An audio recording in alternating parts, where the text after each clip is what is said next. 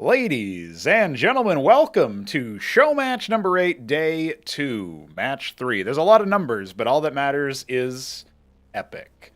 You gotta understand that this is yet another show match with StarCraft 2 pros, but we do have a Scozy on the menu today. Mixu will be playing a Scozy. We've also got Spirit and Gerald playing their main races, Terran and Protoss from StarCraft 2. And they'll be popping in here in a moment, and we will, of course, introduce our players. But first, I should introduce my co-caster. It is the Leviathan, the Tyrant. Hit him up. How are you? I'm doing quite well. Sorry to the viewers that Niblime is a figment of... Yes, a figment of your imagination. It's simply impossible to imagine Australia being real.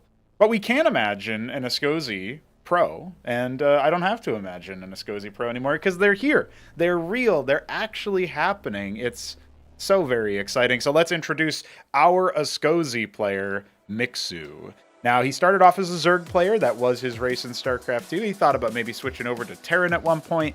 And then he sort of just started messaging me one day about a Scozy. I didn't prompt him about it. He was just like, hey, what do you think about this? Or, hey, I think maybe this is like imbalanced or this isn't right. And it was just like, hey, maybe there's like something wrong with the unit, you know? And I was like, oh, cool, a bug report from a pro. That's always nice. That shows that they're invested. But also, Mixu's just been grinding it versus the AI. He's been playing a lot. He's got his own style. He's figuring things out. Hit him up. My only question for you is, with Mixu having the most experience by far in this lobby here, in this setup between these three players, is he going to lose a game today? Is this going to be our first 11-0? Because he is up first.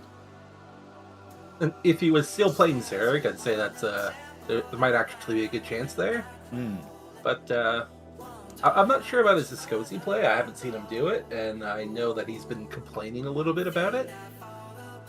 And, I have hope for at least one of the other players to do well. Right. Yeah, I'm also hoping for that as well, but I did want to give him a good long shout out and say we are going to be seeing some Ascozy play, which is really awesome, and I just appreciate that. I think that's going to be very, very cool. With that being said, Mixu is not the only player on the list, right? We are, of course, also going to be looking at Spirit and Gerald. And, you know, Spirit and Gerald are players who have a little bit of, like, you would know the best, which is actually one of the great reasons why you're here. You know Gerald specifically, and he is up next as the next opponent with Spirit waiting in the wings. Both of them from the Polish scene. Tell me about Gerald. Hit him up. What do you know about him? How's his style, do you think, going to translate here into Cosmonarchy? He plays like a very standard Protoss in StarCraft 2, from what I recall. I haven't spoken to him in quite a while, but we were teammates in a clan called Exxon, which was sponsored by a beard club. That's great. Oh. But, yeah, it didn't help me any. Either way, I do think that his style in StarCraft 2 will carry over quite a bit. I do believe that Protoss carries over to Cosmonarchy a lot easier, even though Hapsea may say differently. Oh, okay, all right. Yeah, well, they say no warp gate, no game. That's what Hapsea says, you know. But obviously it is a little bit of a different story when you're dealing with the matchup here. Now, can you tell me, since we're going to be going into it here in a moment, tell me about Spirit as well, because you had a really great way to describe him before we went live that made me realize, oh damn, we could be in for a long event today. I was thinking StarCraft 2 players, they're gonna be gaming, they're gonna be taking their you know, the extra fast pace, they're playing on a faster game speed than normal, expanding really quickly, that kind of thing. But you have something different to say about Spirit. Tell me about Spirit. Who is this guy? So, just based off, like, I've watched a lot of Spirit games in StarCraft 2. He is a very slow and steady player. And I'm not sure if anybody knows the meta in StarCraft 2, but, like, let's say Terran versus Zerg, it always goes late game. There's always a ton of ghosts and liberators and planetary fortresses. Spirit has been doing that before it was meta. So he's a very slow, steady, turtle-like player, and we could see tier 2 or tier 3 out of him. I really want to see him make diadems because I feel like his mind would be blown by the fact that he can actually make an ion cannon, and his turtle can now shoot. His turtle has a shell on its back that has a cannon. You know what I mean? Like it's a turtle mounted cannon. That's all I'm saying. So we can pray. We can pray. Tell me now about the matchups. We weren't going to see TVA for a little bit, but PVA, Protoss versus Ascozi. Gerald obviously might not have any idea about what he's up against, but tell me about Gerald specifically in the context of, his Protoss, and he's got these really tanky units. They're going to take forever for the Ascozi to pepper down. You think it's easier for Mixu to score a win versus Protoss or versus Terran here? Versus Gerald or versus Spirit? I'm not too sure, honestly, just based off of the fact that I don't think Spirit and Gerald have much experience.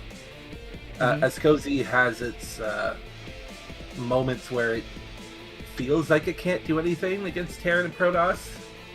That's just my opinion on that. Okay. But I don't know if Spirit or Gerald will get to those unit comps that will become oppressive. Right. All right. So this is one of the things that I'm always thinking about is, are we going to see a really heavy amount of,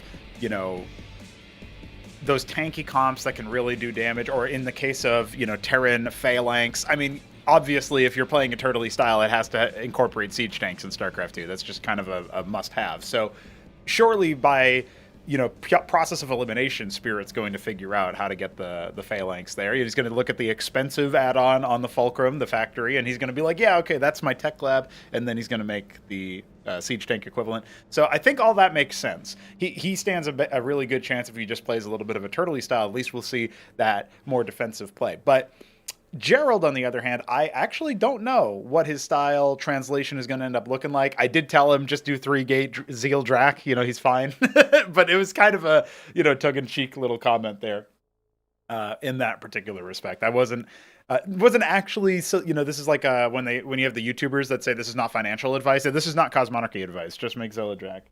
And that's still valid advice, though. Yeah, I do think Zeal Drak versus Terran and versus Ascozi can be pretty legit. So that's my thought anyway.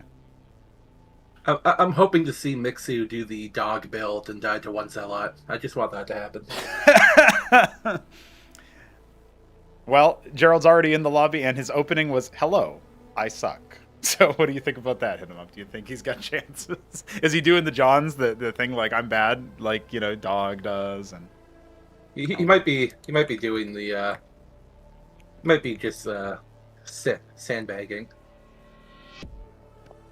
I'll ask him some questions here while we're waiting. Maybe we can do a mock text interview here. So we are waiting on Mixu to pop into the lobby. Looks like he's just taken a moment. And oh yeah, that's another question. Is he going to recognize you on the hit 'em up ID, or are you going to? No, he probably won't even really recognize me on my original ID. Right. He's too famous. He's too famous, dude. He's on thermal videos now and stuff. He's too good. He's too good.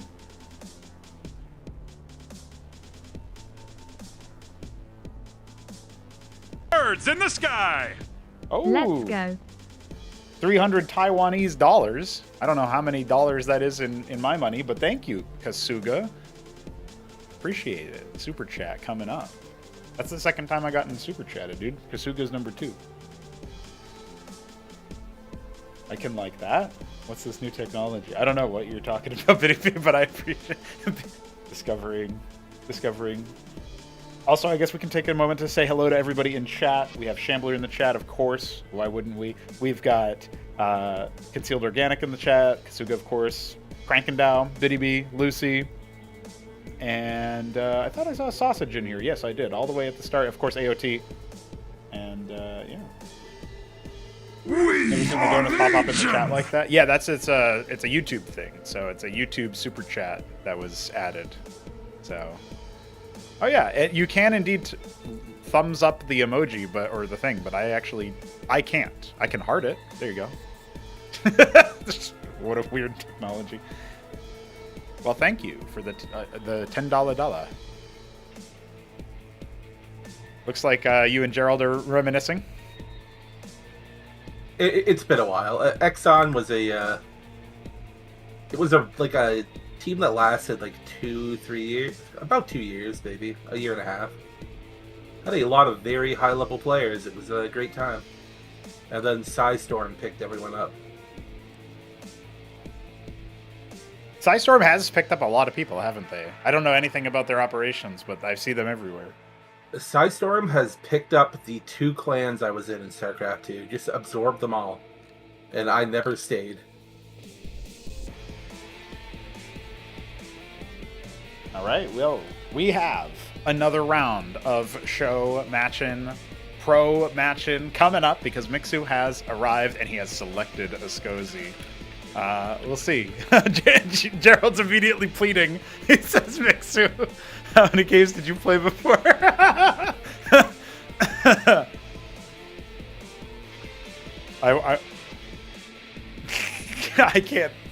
can't believe it. I'm looking forward to what the reaction is. What will Mixu say? Will Mixu even respond? It would be really cold if he was just like, ready. A few. That's beautiful.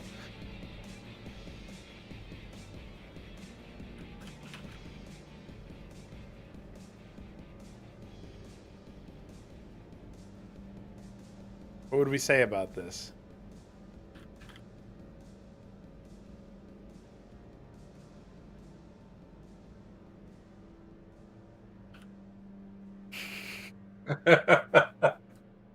Let's go, boys. Demaloon is up first. We are getting into our game after all. And we have Mixu in the top left as our Ascozy. In the bottom right, we have Gerald rocking the teal Protoss. Mixu is seems to be Cordovan.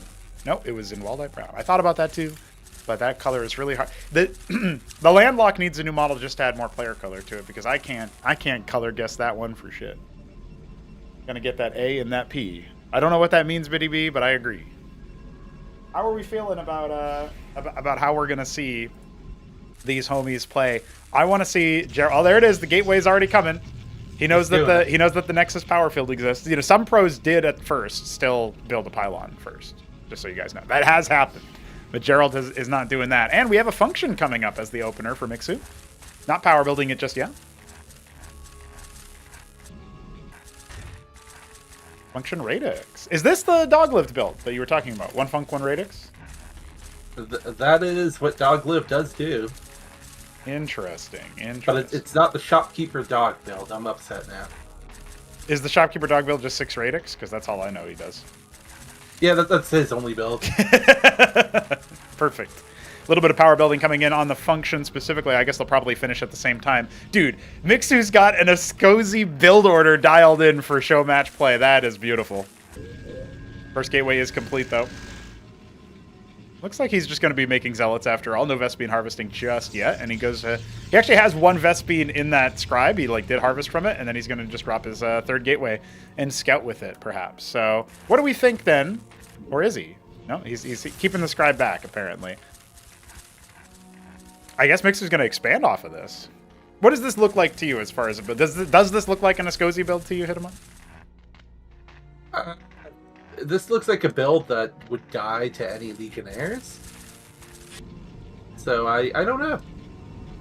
I will say that in practice I was playing against the Sublime and I told him to do 3 gate. Okay.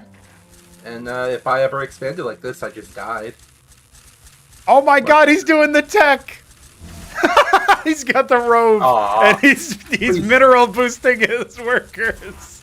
I was that from the game. I was gonna say something about this. I was like, "Damn, you know, like, is this? Will Mixu do this kind of thing? Because this is like a micro mechanic or macro mechanic for StarCraft 2. This is like Queen Inject, Mules. This is exactly up Mixu's alley.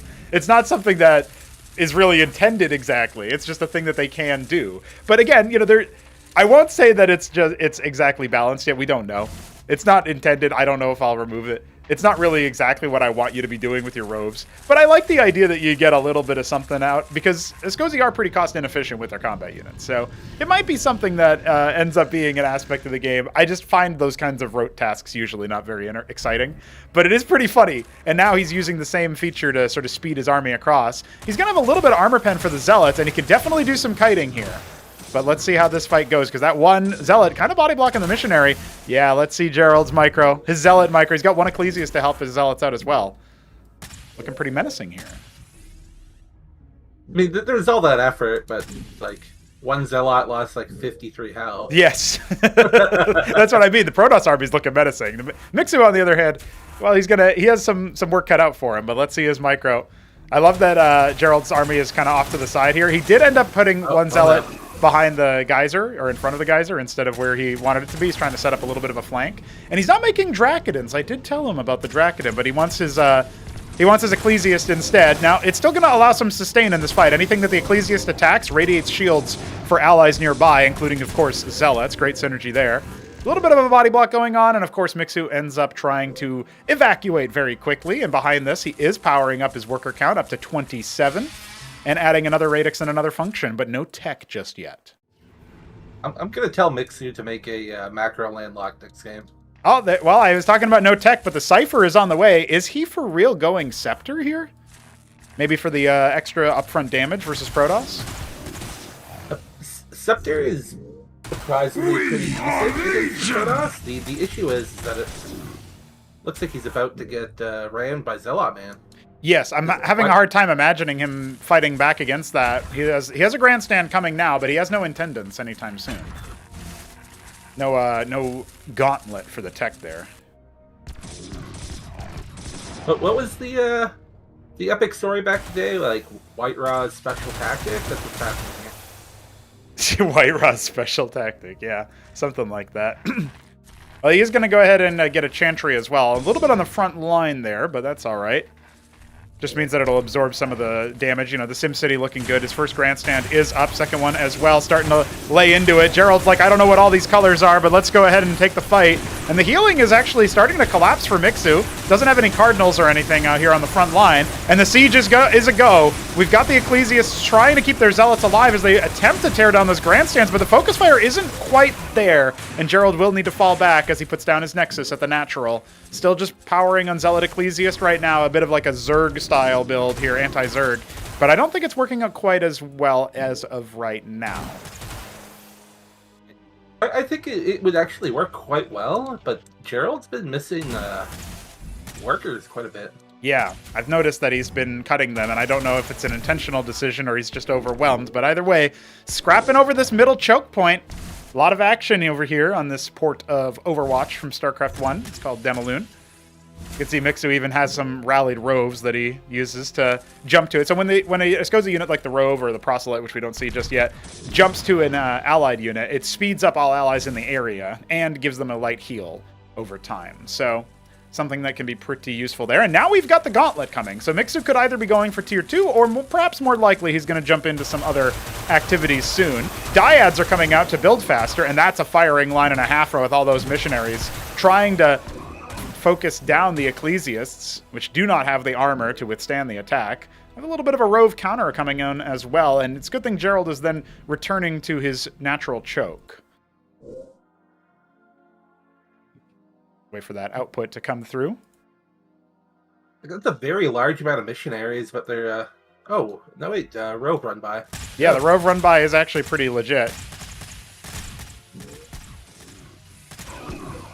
Did you get a name printout? I got Mixu. I saw your name. Oh, okay, so I'm desync. Perfect. I'll probably ask you to stream your POV in a bit if this fight continues. Right about now, it's just Gerald trying to deal with the fact that the Roves are in his base. I like the gateway there to sort of make it a little bit harder for those units to move through. On the one hand, we've got... oh, we do have Vickers starting up behind this for Mixu. But on the one hand, Gerald's got a pretty big army. On the other hand, it's actually moving... Oh, for a second, it was moving directly towards the missionary stack. That would definitely force Mixu off into a different location. It looks like all of the action has fallen quiet inside the main base. This is probably a good opportunity for me to swap to your POV if you got it for me. Oh, 1 second. As, of course, those missionaries are returning home. I agree with the chat here. Hierophant or 2 in the comp to try to like pick individual units would be a great choice. Look how long it takes all those missionaries and a Rove to kill one stinking zealot. It's pretty funny. Oh, like the whole thing is like Mixu's army is large, but the mass missionaries do not do much, to be fair. And beyond that, like, if he's gonna make Vicars, which I think that's what he's gonna swap into, that could be the death of him. Yeah, it doesn't feel like an army that can actually withstand good concentrated Protoss splash damage. But we also don't really seem to have that, is what I'm noticing. Like, we got a bunch of gateways here for Gerald. We have tier 2 coming. We do, yeah. Proscenium on the way. I'm comparing our POVs, by the way, and it seems like right now I'm still in the game, but like the main issue that I see is if you're going Vicar now against Protoss is how do you deal with Zealots getting on top of you if the Booming Blast is splash on yourself?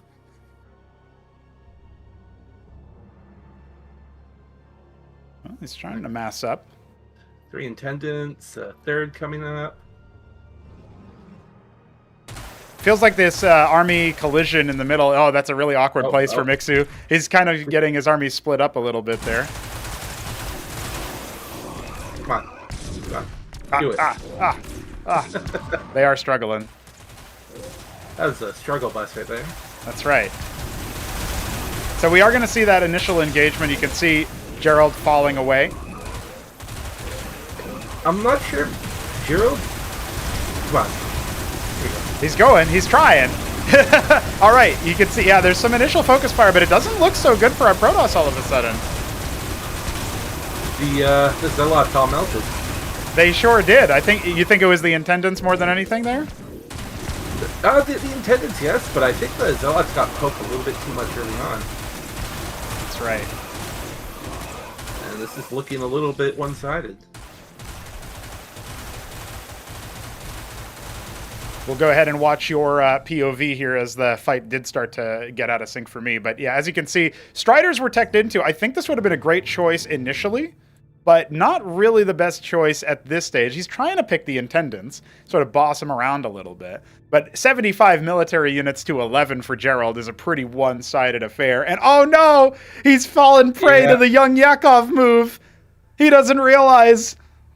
He has no idea. Oh man, it's happened both times. He's rallied to the minerals. No wonder he has no money. He must be so confused. Like this is one of the two things that StarCraft 2 players do here. Yeah, they don't scout and they don't mine with everything. Well, to be fair, I think I really only noticed Yakov doing that. Indy adapted really quick, and milkicow had played enough. Now, taking inner 6 as the third base is something I've never seen. By the way, I've never seen this play as your third. Tell me what you think of that one. I think it's not going to matter. I think the Protoss is just dead right here. I believe so. He was handicapping himself. He had less than half the worker count of his opponent, and on top of it, he wasn't even mining with half of those workers, so he had a quarter of the worker count effectively. The third base at least won't get canceled, but I think everything else might. You see him, he's going for the Ardent Authority. He's got the right idea. If he clicks on that structure after and sees the icon of the Acantor, surely he looks at that and says, okay, that's the structure I make, and then taps out. GG. All right. Game over. I will give a prediction now. Okay. He probably clicked on the Ardent and saw that the Acantor is there. Yes. Yes, exactly. He will make that next game, and he will pull an Indy. Oh, okay. You think he's going to be able to return and stomp the group because of the fact that he's going to make a Cantus? I do think Escozy has a really hard time answering that with the ground. I think the ground army is just kind of a smoke show at that point. But we'll see if he figures it out. We will indeed. Now, there is an option for Spirit to select the next map. We will get him on the setup there in a moment. Meanwhile, I will announce, of course, remind everybody about the cash prize. So every match won is $10, and all players start out with $10 so that they always get a little bit of something just for showing up here and participating, as their involvement is, of course, appreciated. So we will get back to the swing of things here directly into our lovely overlay. Yes, so since it was pointed out, we'll go ahead and jump into here and say Spirit can select map 2. And then I will give him the map list. I have very high hopes for this next game. I'm excited. I am very excited. I want to see what happens because that could be some real big stuff.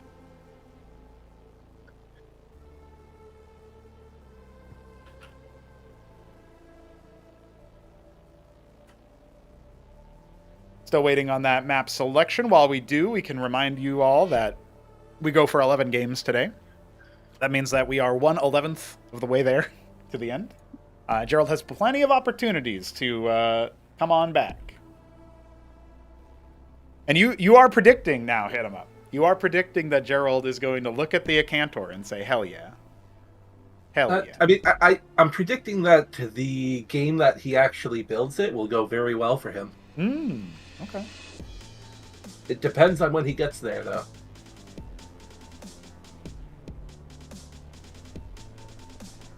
It does indeed. I hope that he is able to watch back the VOD. You know, we are on YouTube, so you can rewind the VOD there. And I think that kind of thing can be helpful for someone, since you and I are obviously very knowledgeable about this. They might be able to pick up on some things. And of course, they can ask questions in the chat if they are still rocking and a-rolling. You should correct that. You are very knowledgeable. Nah, dude. I'm sitting here casting with the reigning champion of Acropolis. Of course you're knowledgeable. You can't walk in and win Acropolis. That's not allowed.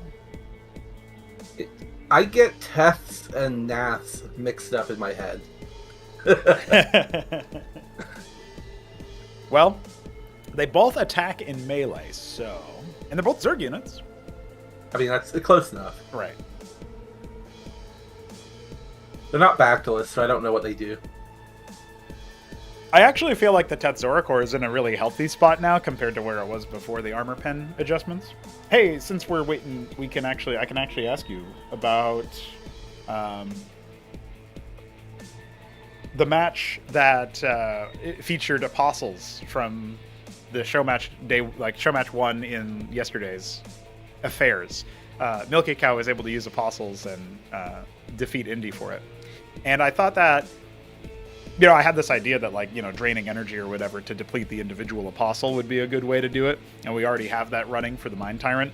What do you think about the reclamation mechanic for Terran? Do you think that having it be energy based in that way, where they have to, you know, withdraw, basically, they can't just sit there in one spot ad infinitum, is that a good way to make it a little bit healthier in that way? I mean, I don't entirely think it's an unhealthy mechanic at this point. I did at one point when I believe that Terran overall was just a little, like, a tiny bit strong. Mm-hmm. That just adding, like, the Reclaimers to your army just made it so much stronger and more difficult to fight. But nowadays, I feel like it's a relatively alright thing, and a lot of people don't even go for Reclaimers anymore. I have noticed that it does end up not showing up a lot of the time. So it was really cool to see milkicow pull it out. Like, he had prepped that. Somebody had told him, or he figured it out. I think that's pretty neat. The Reclaimers were really good back in the day when the Cataphract was used a lot too.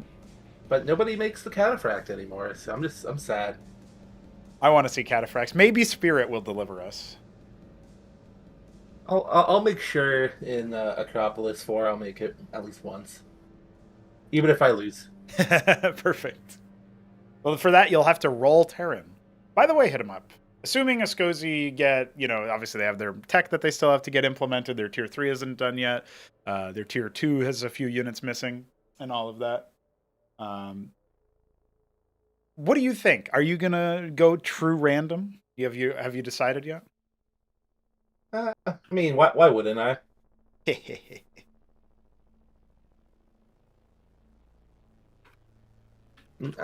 Until I lose, like, a blowout, like, 0-3 match in a tournament, I think I'm going to stick with random. All right. I like the cut of your jib. I just know that you were also at one point thinking, like, I'm not going to ever do, you know, I have to be true random. I can't do partial random or whatever. Oh yeah, I'm not a pansy like some of these people. Like, even the people in my birthday event that chose to do like selective random. I can't That's, believe that. I hope you appreciated that it didn't work, so they were led astray. I didn't even know that it didn't work. That day was a blur to me. Okay, uh, 3 hours of sleep, watched a bunch of the tournament, went out to eat dinner, Yeah, yeah, yeah. and then my plan was to go have some beers. And after 2 hours, I went home and slept. Sometimes you just need that rest, man. Sometimes, like, I know that it's makes you feel old sometimes, but a nap is pretty good. A nap is pretty good sometimes. I cannot take a nap. If I go for a nap right now, I will fall asleep for the next 8 hours. Right, yeah. That does happen to me too. Not for that long, but a similar vibe where I'll be like 30 minutes and then it'll be an hour and a half later. I'll even set my alarm, just keep pushing it forward. Yeah. I've done that before. Guys, we are going to be going to Shakura's Temple's Port, Decapitation, and it has been selected by Spirit. I wonder what he thought about it. Imagine the best case scenario here, hit him up. Spirit looks at the map, sees all the ramps, and says, I can turtle here. Is that what he's thinking? 4-spawn map? Big turtle? I'm hoping. But my question here is the unit AI still kind of dumb when it comes to the blocked off ramps? Do they still get stuck there? Yeah, you have to blow them up or go around them. That's true. We're gonna see a lot of units get stuck, and it's gonna be fantastic.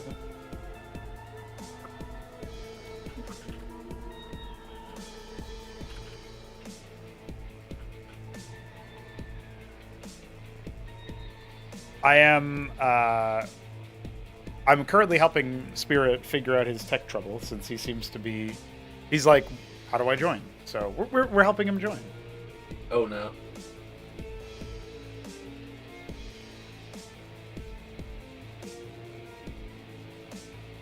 Making sure he's got Fraud Launcher 2 and all of that.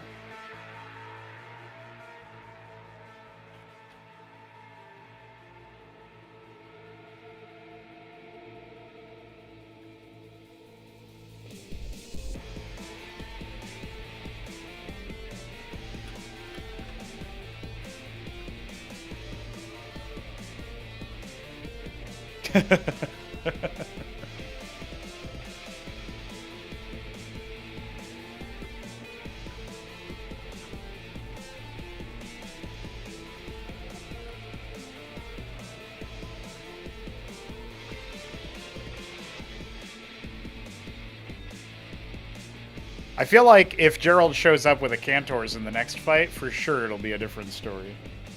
But Spirit, on the other hand, no idea.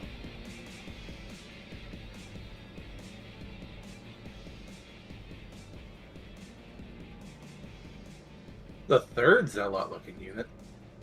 He had Zealots and Ecclesiasts, and I think that was it. Maybe he had a Legionnaire at one point. I didn't see that, though.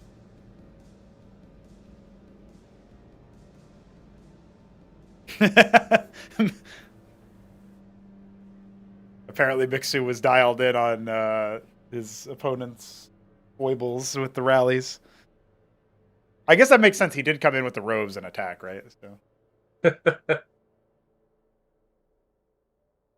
StarCraft 2 players are definitely used to a lot more bells and whistles and UI features than StarCraft 1 players are. StarCraft 1 players come into Cosmonarchy and they're like, damn, you guys did a lot of upgrades. Love what you did with the place. Meanwhile, like StarCraft 2 players come in and they're like, what the fuck is this dilapidated structure? And I understand. Oh, the good old Hupsea. Yeah, to some extent. Why can't we have workers just mine? Why do I have to hotkey all my buildings to macro? Where do you come down on the auto rally thing? Hit him up. I don't remember if you ever shared your take. Auto rally for workers? Yeah, like as soon as they pop out, they harvest or whatever. In all honesty, I would kind of be like slightly for it. As weird as that may sound coming from me. What's the reason why? Tell me why. I think for a lot of the, especially the newer players, the big thing that they all have issues with is straight up like making workers and remembering to send them to mine. And I think cutting that out would make it a lot easier for them to just pick up the game and go. And I don't think it would affect the higher level players that much. I feel like what you would see is maybe the higher level players would be able to free up the APM that they spend on that to do other things. But it would also really narrow the difference between like the class 2 guys and the class 1 guys in the macro department. Like anyone who struggles with macro as it is are going to just automatically do a lot more. That's what I think. Even I sometimes like forget to send my workers to mine. Like it happens, but I don't think the difference is as big as a lot of people think. And I do believe that it would open up a lot of it would make micro a little bit more interesting, especially early game, if I don't have to worry about going back to my base and be like, hey, please mine. I don't want to be broke. Can't be broke. Gotta do it.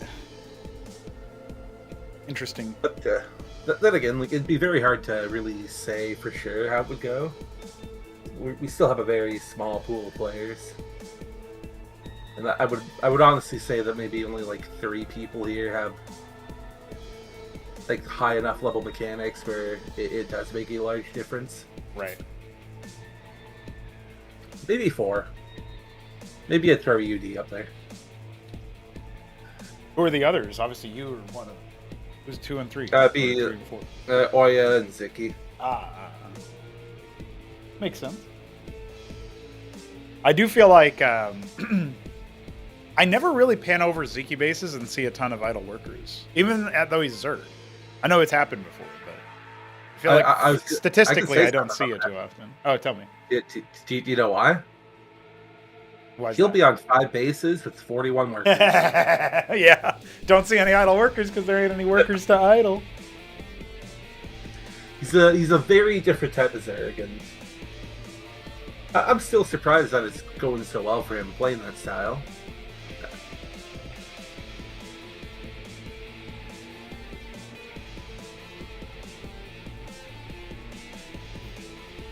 Spirit is getting Windows defendered. Oh no. Apparently he thought he would have at least tried. Yeah, you would think so, but it might be because maybe he tried on release and he's now on pre-release. Typically it doesn't defender you differently. Good morning, Pronogo in chat. Good morning, Shane Boydston. Automining will let people micro nonstop and not even look at bases. That would be annoying in many ways. And honestly, it would feel like the game was dumbed down, according to Crankadow. Crank, I think you're overestimating the how do I say this? Like how not lazy some of the players are. I'm not gonna micro more just because I can auto rally. Let's go make more units. I'm not microing. What are you talking about? Microing my structures to make more units. Yeah. I'll spend the extra time just like watching YouTube or something.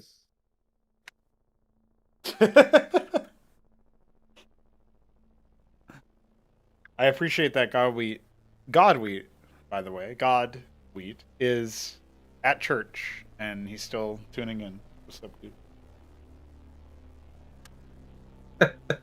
He needs to take the donation hat or whatnot from the church and just send it our way. The Church of Cosmonarchy. That's right.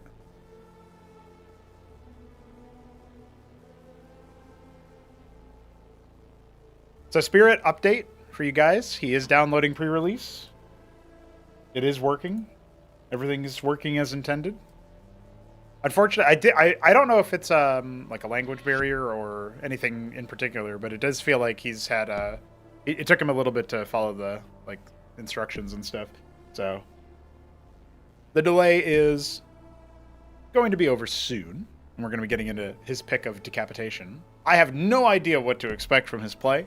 I don't know what practice he's had. Gerald said that he played a few games versus AI, and I don't know about Spirit. So I guess I'll use this opportunity to ask him. Who is Ryan? That is Concealed Organic, aka Wank in a Tank, I think, or something. I don't remember. Wankman Tendril, I think, on Discord. Yep. All these people just talking about Zerg being the most Christian race. That just seems like blasphemy. It's because of Shambler donated a question asking about like what race would I convert to Catholicism if the Pope gave me a lot of money, and I said Zerg. I think that's where that comes from. That does no, man. Come on. It's a Shambler donator question, dude. Shambler spent money to get that. Actually, thinking about it, that does actually work. Yeah, I could go with it. Maybe, as Shambler once said, God is a Zerg. But when I say that out loud, Alexander somewhere is like, no, bad. Protestantarian are too honorable to be Catholic. Got him. Blood Summon is the most Protestant faction. Look, Got him. Zerg wouldn't be Christian. Zerg would be Baptist, man. Zerg would be the Westboro Baptist Church.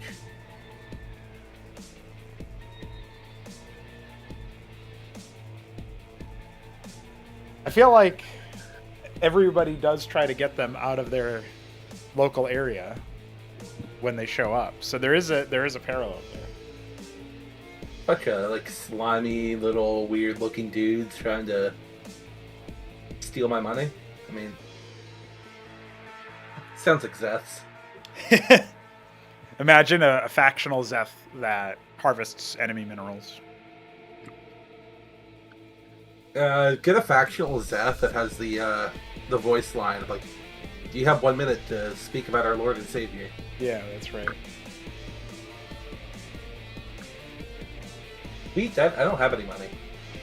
He just bought shawarma, dude. Oh no, that shawarma that I bought yesterday, that actually got me sick. Oh shit.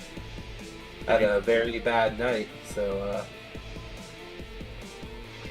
I can't. And it's the only shawarma place left in town. I'm done. It's over. How can you possibly go back? I can't live anymore. What happened to all the other shawarma places? They closed down? Oh yeah, like the other best shawarma place was owned by a man that used to be a drug dealer, and then he quit, and he was good, Okay. and he was clean, Yeah. and then he started dating a woman that works with my mother, who was also a drug addict. And last I saw, he tried to sell all of his equipment to get more drugs, and closed down. I see. So I cried. can't be shawarma in. Can't be It shawarma was in. horrific. Oh, Gerald in the chat. I have a build versus Mixu now. Revenge coming. Hell yeah, that's what we Look. want to see. Yeah, just come on, man. Build the Reaver unit. You're listening to the tragedy of shawarma. It's gone. It's all gone. The last one in town has rats or something. The last one in town's at like the only mall that we've ever had. It was called the Sears Mall, and it still is, even though Sears shut down like 12 years ago. So here's my thing, okay? Hit him up. Spirit, I asked Spirit if he had any practice games before. He said, I saw videos. Hell yeah, dude. I like that. I like that attitude. I mean, that was my attitude when I first started playing. Yeah. It's fine. It's fine. Like I saw some games. I'll play you, Shambler.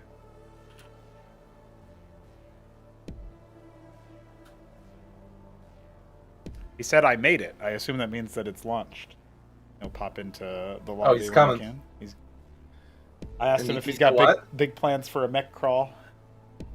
Like, this game's gonna take longer than the wait has been. Yes, we're expecting some big things.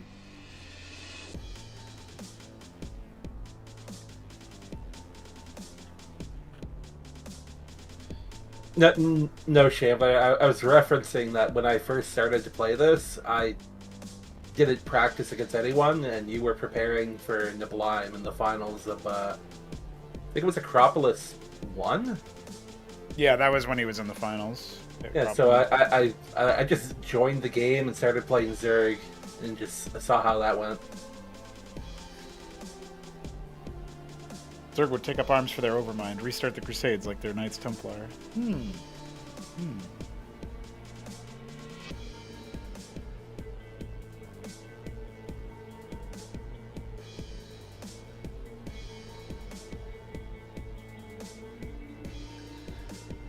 Spirit's preparing the bomb.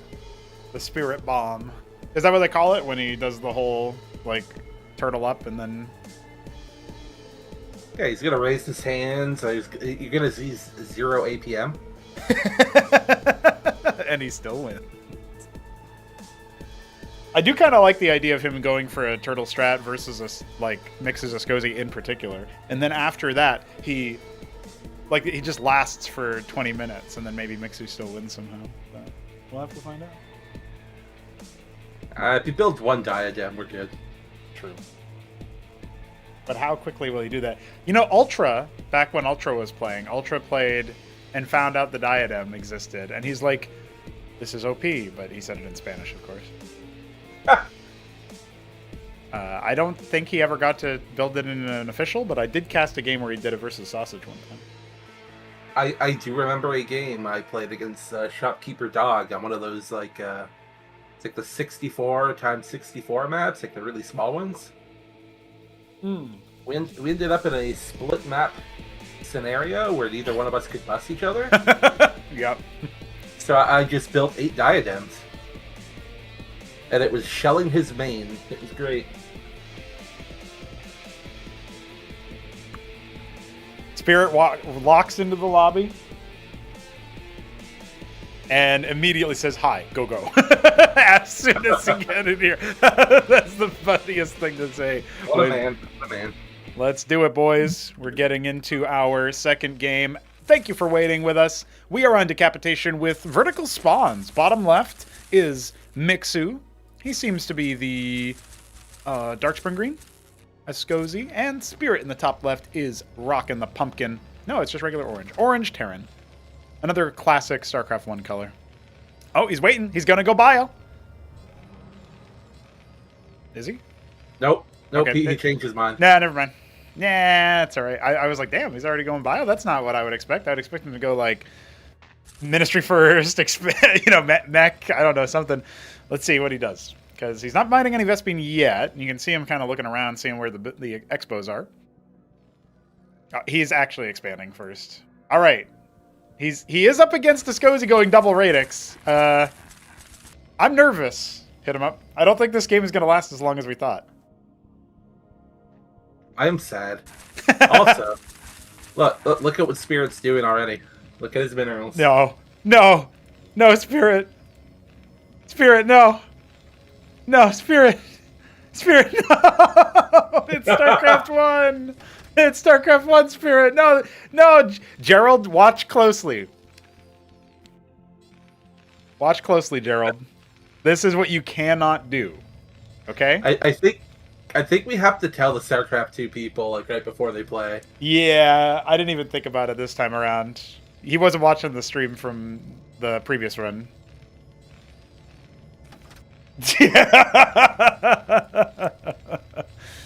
Well, no, that's not true, Crank It Down. Gerald did practice versus AI. I think you just revert back to, like, what you remember, right? Maybe he'll see? No, he's selecting, like, one of them. He's like, why aren't you working? Come on. Do it, Spirit. Oh, no, he's typing, I think. No? Yeah, that's the biggest drama that I can think of that proselytes out to boost the the mining, by the way. He also does not have a stockade, and the first combat unit is arriving at his doorstep. So. This is unfortunate. This is definitely unfortunate. The Ministry will finish, but he is going to need to go for a stockade or something pretty soon here. Thinking about it. Could make a fulcrum. Yes, of course. This is what you do. He has 3 Masons mining minerals. Well, I do think because money's on the line and, it's on them to prep, I'm not going to be out here saying, hey, man, make sure that you're, I'm not going to message them in the middle of the game, right? But this is pretty bad. That's a learning experience, dude.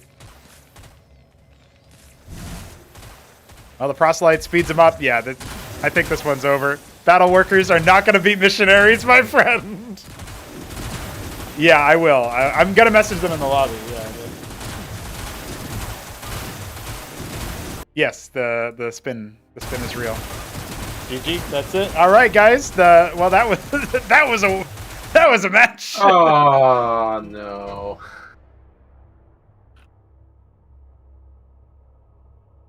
Yeah, definitely let them know.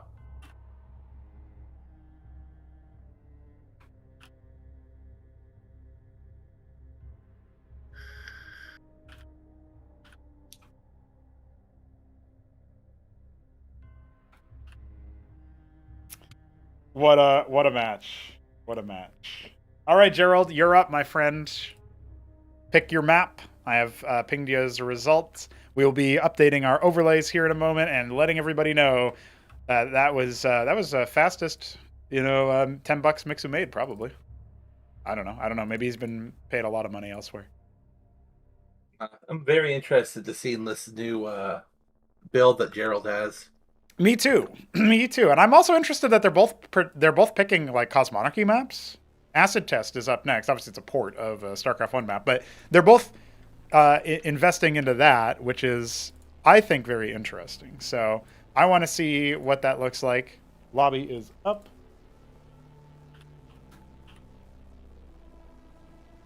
Yes, that's true. So far, Escozy does have 100% win rate. Oh, what's going on here?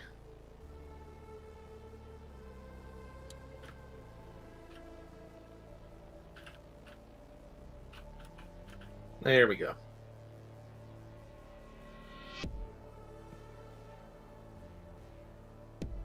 I had to tell Gerald how to pop in.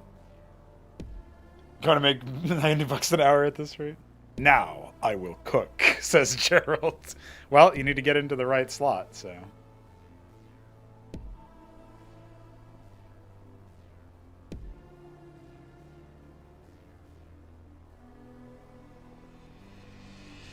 Send him a screenshot.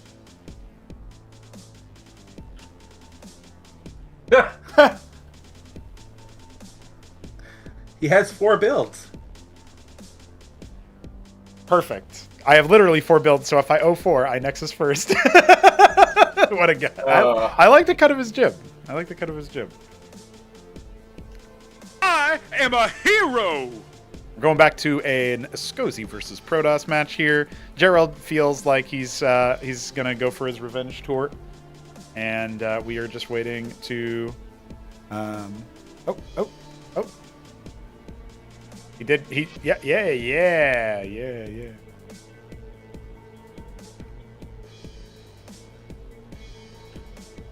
All right, he's in the player slot. He's ready to go. Guys, we did not have to wait as long as that last wait. And now, just like that, we are back. We have Mixu in the top right as the Ultramarine Escozy. Gerald was not, in fact, ready. In the bottom right, he is the Vivid Red Protoss. Let's see him. Let's see what he does. Remove Reclaimers. Why would I do that? Oh, you guys are just saying, like, buff, nerf, remove any sort of thing. I get it. Guys, just say buff the Atreus. I did buff the Atreus. They cost 25 gas instead of 50. No. You can make more Atreus. You can make more unit hit. No, that's not. No. Also, Gerald's doing the same thing. This is his build. Oh, you mean he's rallying? No, he's mining. He finally did it. He moved it. Oh, yeah. All right, this actually, I know it sounds like I'm being sarcastic, but that actually does fill me with some hype, some satisfaction. That's a big step. It's a very large step. Yes. Oh, he has forgotten one. Oh, there you go. Yeah, he might find that it's easier to not rally them to a mineral field because then you can't see the ones that are idle. But that's all right. This is still an improvement. We'll take those. We will indeed take those. So, Is he gonna build a track? he might. Nope. Oh, no. It will be a Legionnaire is still probably a little bit better at keeping up to speed with Scozy units, though, if you think about it.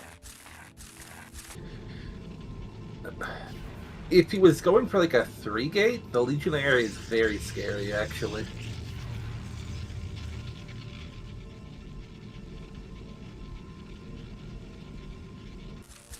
If it's going to be a Legionnaire heavy build, it certainly could be. You can see that he's also gone for the heavy Vespene inclusion. Do you reckon he's going to do 3-gate Ardent? Because he's got about enough Vespene for it already. I hope he would, but he's getting a Hierophant. It looks like he's going to go for a timing. And Mixu is playing very greedy. Yes, the Hierophant is coming out. 3 Legionnaires will be out. 3-gate to follow up. Cutting workers, though, notably. Like, Gerald obviously missed a little bit at the beginning because he wasn't dialed in immediately. Probably also another StarCraft 2 instinct if you think about it, because your workers automatically start mining in StarCraft 2. Oh, he's going 3? That's crazy. Triple Hierophant to back up his one that he already has. Honestly, I don't hate it. Like, what are you going to do now? Get it. Well, yeah, oh, he still got it. Oh, never mind. His other units didn't keep up. Come on. Oh, wow. 2 procs on different on hits. I mean, that could be pretty big. Yeah, I think he actually should be able to run this down. He just needs to master the art of the micro.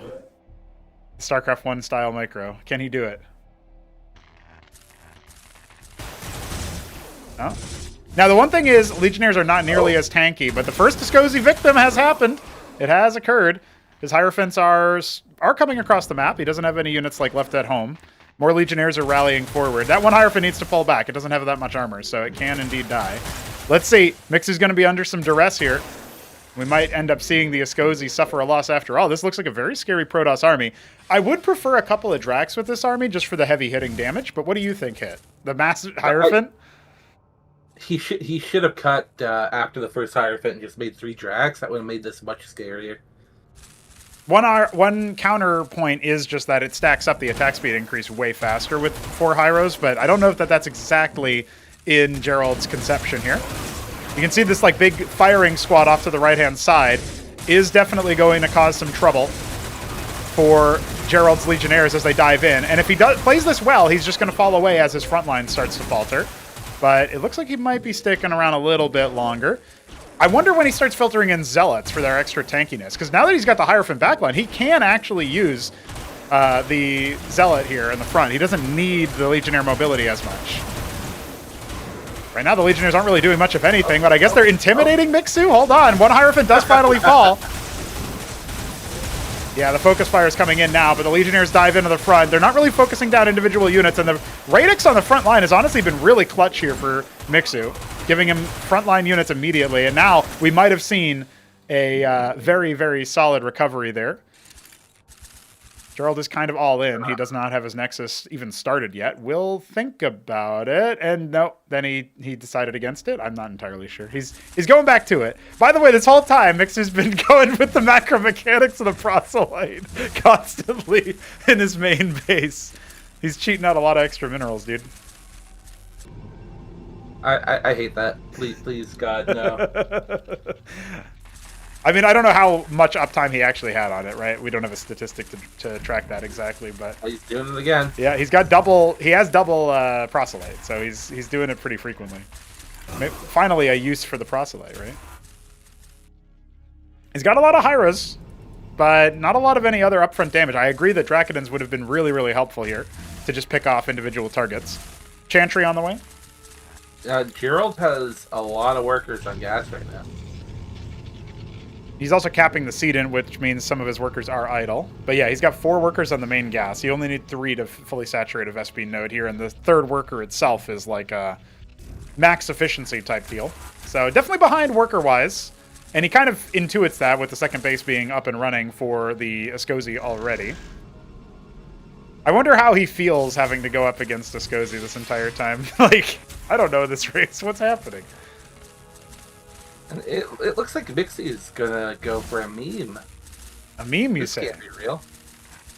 Oh, he's going like 7 Radix and just pumping missionaries. Missionary spam with Radix? I kind of like the idea.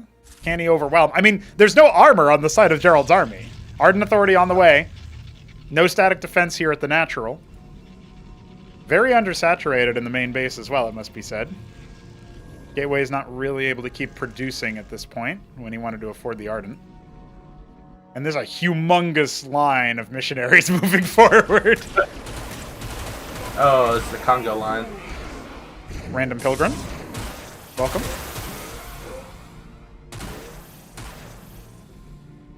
Now, trying to hide behind more defensive options. One Hierophant has gone down. Protoss needs to trade incredibly cost efficiently here and unit efficiently too. He's got 8 military to the 44 and counting of Mixu. I don't think he's getting out of this one anytime soon. If he had an Acantor right now, I'd say there might be a possibility.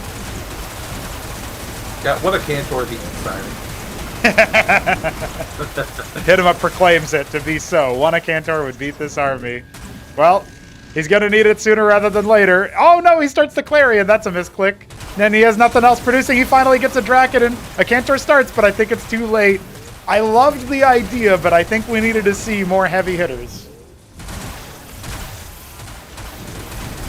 He will learn from this game that Hierophants aren't very good at fighting units. GG has to be called. Ladies and gentlemen, the Escozi continue the onslaught.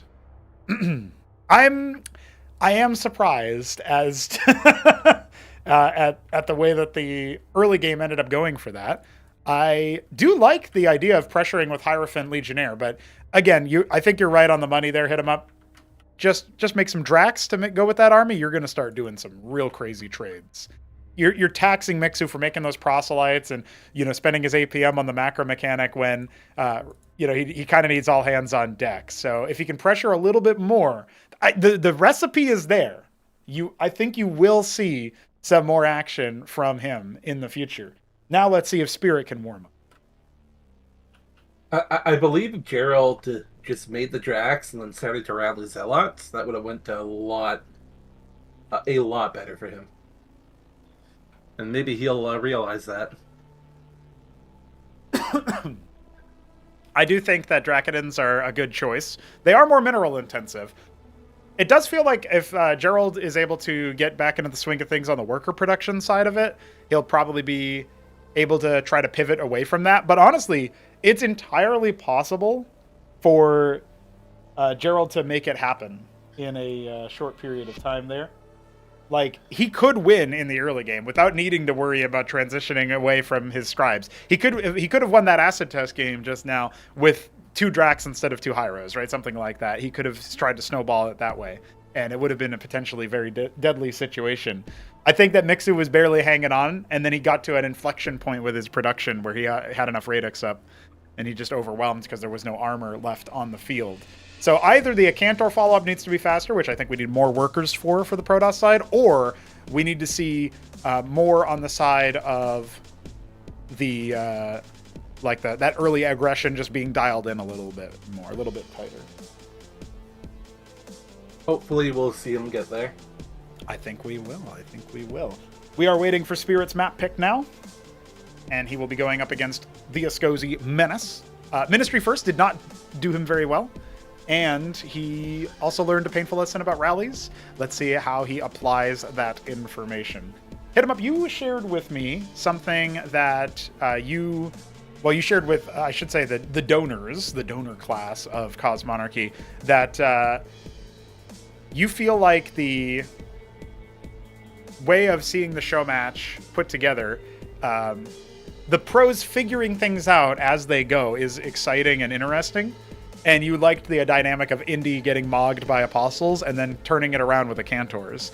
That was like your example from yesterday. Do you still feel that way about a pro not knowing about rally and then figuring it out? I don't know. Is it the same level of oomph? I think it's funny the first time, but whenever two people in a row do the same thing, it's not as funny anymore. Right, yeah. They got to be unique with it. Maybe that we tell the people. Anything you want, I'll give you carte blanche if you want to give Spirit any info right here, right now in the lobby before I start it off. You got a couple seconds here if you want to type. No, he just wants to go. Oh, okay. Let him go. Gotcha. We're going. He's selected our port of Knockout, Punch Drunk. No StarCraft 2 maps being picked by anybody just yet, which is interesting.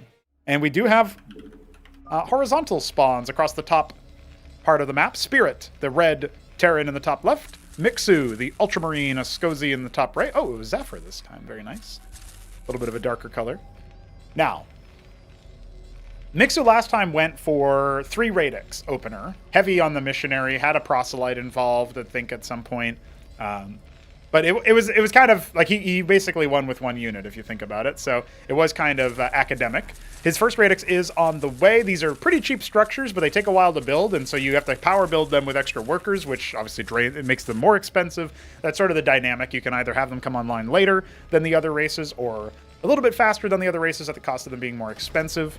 Mixu is instead going to double down on a second Radix, and... It's happening again. What do you mean? What is Spirit gonna do? Yeah. Oh, yeah. He's for sure not going for a Folk. He's for sure looking to expand again first. It's a 4-spawn map, so he's deliberately picking those, I think, by now we can say, pretty safely. But will he be able to withstand the aggression from our Ascozi player?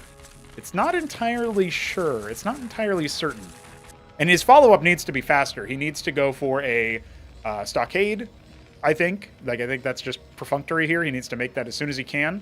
And he needs to get some units out. He does not have the ability to, like, the Ascozi can make a proselyte from their landlock in case of emergency and have something that shoots back. And we do indeed have a proselyte coming, as well as the missionary. So we are going to have 2 combat units that will probably scout opposite close directions, the close spawns, which, of course, Spirit does have. Stockade is coming, though, so that's already good news, and it looks like he's going to even put down a second one.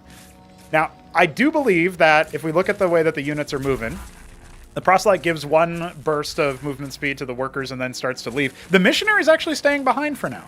So we will only have 1 worker, and look at this, Mixu scouting the wrong way, starting to look up for Spirit in that respect. Spirit just got very lucky. And this is luck. This is greed here, what he's doing. He's also adding an anchor, and he's got a stockade partway complete. So, yeah, pretty soon he'll have a combat unit. I think he'll be all right. Now this is a problem. Maybe he's not so lucky anymore, as 2 missionaries have been tasked to the top left. 3rd one on the way as well. So he is going to need to scramble some units very, very quickly. And they can walk right past the anchor. I mean, right now there's no units in it anyway. It's a little bit academic. But let's see how good his production ends up being. Because he's going to have 2 stockade. He can make missionaries. He can stem them. Or Mavericks, rather. He can stem them. But he is going to need to get them into that anchor post-haste and hope that Mixu doesn't test him just in time. Is he going to get pulled back? Yeah, Mixu's actually... As of right now, Mixu's just going to start massing up. So there's a timer on this where Spirit could still get overwhelmed. He is being greedy with this Ministry First shenanigan, but he's got the worker lead for sure. Let's see how good his production can be. I believe as long as Spirit pulls workers, he should be fine here. Well, what if they just walk right past the anchor, and then they can start to pick apart the individual units? That's what I'm worried about. A Cyprian is being made. That's definitely going to help out here.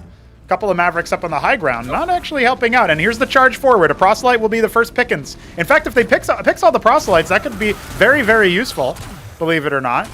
Charging a micro backwards. He's got a Cyprian out there. I got you as the name on that. I got Mixu. Maybe you're out of the sync then. Either way, it looks like this is a clean house. I don't think it's going to much matter. It does feel like Spirit just got overwhelmed. He's going to have to top out. GG. Mixu is able to take the game. I like the idea. It looked better, right? We can't deny it looked better. It's hard to look worse, obviously, but it did look better. I see the vision.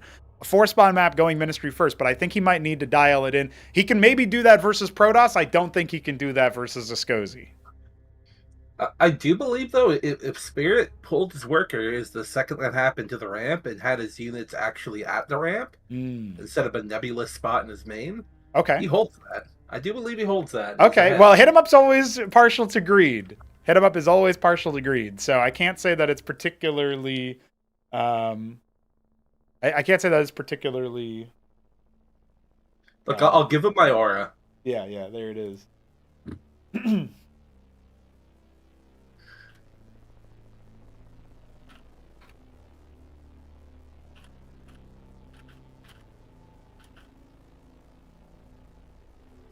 Oh no, Shambler is coaching Gerald. Gerald, you must redeem these StarCraft 2 guys. Build high armor units like Dracodon as your chaff and a Cantor Reavers as your damage, and you will crush. Well, all right. Let's see if he's right. We're going to go to the Bog. Can you believe that? He has selected Somebody Bog. picked that. Gerald has selected the Bog. I love the map. I wanted it in Cosmonarchy. I played it once, and I realized it doesn't work here. Yeah? I think it was pretty cool in your birthday tournament. I saw one game on it. It was pretty neat. Oh, it is one of the most annoying maps to play.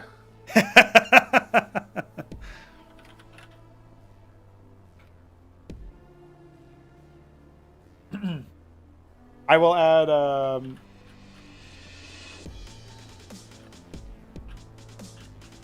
add you to the thread so you can see what's up with Spirit. Maybe you'll have some thoughts that you want to share with him via text. It might be easier for him to understand, but no pressure if you don't feel like that. We are getting into our next matchup, which is Mixu versus Gerald once again.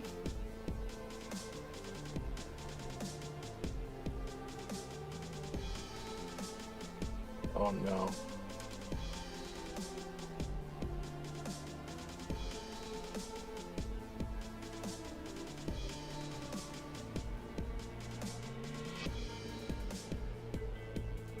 Just waiting on Gerald to pop into the lobby, and we will be good to go. I'm really looking forward to the Protoss side of things, that's for sure. I find it really hard to imagine the Escozi getting away with what they've been doing every single game without some kind of response. So we'll see what Gerald can do. He can dial it in, what he wants to do there. He needs 1 minute. He's preparing the build. I love it. I love that he's doing the work live to try to figure out. I don't know exactly how he's preparing it, but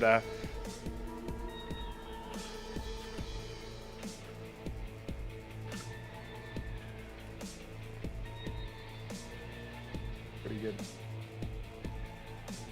Mixu's also BRBing for 1 minute.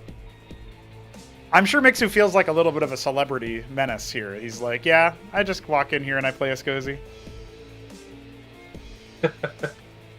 And meanwhile, everybody's like, how do I win? I must prepare now. Cramming before the test, but actually cramming during the test.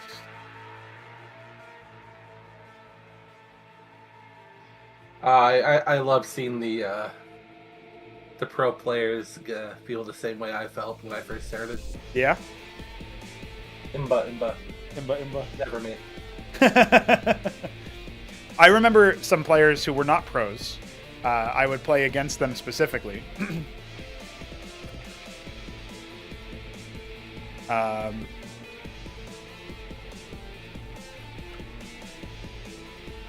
Somebody was like, that unit is OP. How can I win against it? And I was like, well, I see you are floating 2,000 minerals. Those could have been defenses or units. So I don't know. Like, I can't really give you that much. Some players who were not pro, some pronogos you may say, hey, I am pro with a 0. That's very different than being pro with an O. Pro with an O is clearly the most important.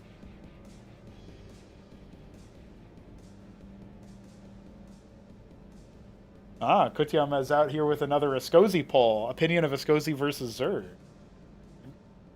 Interesting. Oh no. Well, while we wait for the results to come in, I can tell you guys that we're just about ready to get into our 5th match here. Really easy to count the matches this time because Mixu's won all 4 of them so far. Gerald is locking in to face Mixu. He's prepared a build. He knows what he's doing. I don't know what possessed him to play on a map like the Bog.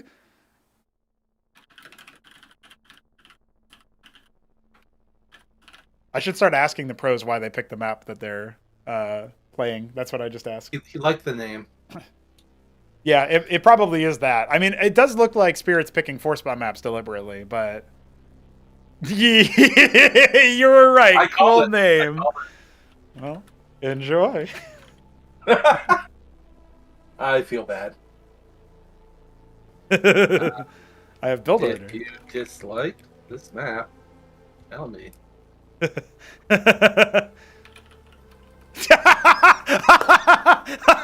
I paid money for it, and Gerald just starts laughing.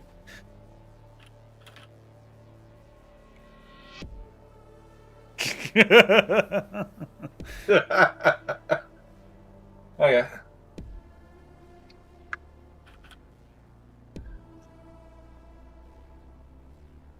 Waiting on Gerald go, and then we go.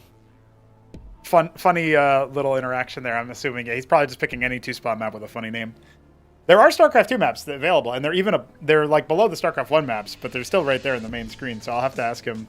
I'll have to screenshot those specifically and say, "Hey, want to pick a StarCraft 2 map?" We are ready to go, ladies and gentlemen. The Bog is soon to be on your screen. Alongside our Protoss and Ascozi players, we've got Gerald, the... actually, I don't know this color. Tyrian purple? Tyrian purple, there it is. It's very dark. I thought it was something else. And he's at the 9 o'clock position. Across the Bog is Mixu, the Alice Blue, Maya Blue, in fact, Ascozi. Yeah, I guess Maya Blue is closer to like Cornflower Blue and, you know, what's the other one? Royal Blue. Even a little bit of a deep periwinkle in there. Mix is already harvesting some Vespine, so we know he's still going to be going for his function opener here, function into a Radix. But Gerald is going to be going for a gateway open and some Vespine. So he's dialed in the build. He knows what's up. Any predictions for this match here? Hit him up. I mean, how's the map going to play into it? Tell me that first. We're not going to see anybody take a third base. Okay, no third. There'll be no thirds. And I don't know, honestly. It looks like they thought that the ramp would have been the opposite of where it was, at least with Gerald. Watching him pan his camera around, checking. Right, yeah. Well, he sees a cave down there. Maybe he can jump through the cave or something. Can you make that a thing? Does that work? I mean, I could make it a pathable ramp, but it would be pretty deranged. It could be move a unit there, just make the Demiurge sound clip play. I could do that when you move your screen there. That would be pretty based. Detect your screen position, and you just hear a very faint Demiurge sound.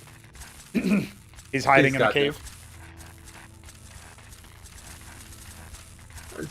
Oh, he's making Drax. Drac first. Okay. Do we think he's going to pressure in the early game? He's keeping up in worker production this time around. Although it's also worth pointing out, Mixu's actually cut a worker here and afforded his land lock pretty early. It feels like the adaptation for Mixu to that early aggro might be coming into play. Gerald's found his natural. I think he's going to take it. It seems like he is, but he went there really fast. Before he was at like 70 minerals when I saw him. Now, the mineral field here that's very low on returns has to be mined from, I think it's 6 times, 5 times, something like that. No, 8 times. 8 times will deplete it, and then you are good to go to move through it, and that will give you access to the bottom right or top left bases. A couple shots down there. Rove can't handle that, starts to fall back. We don't have a proselyte this time around.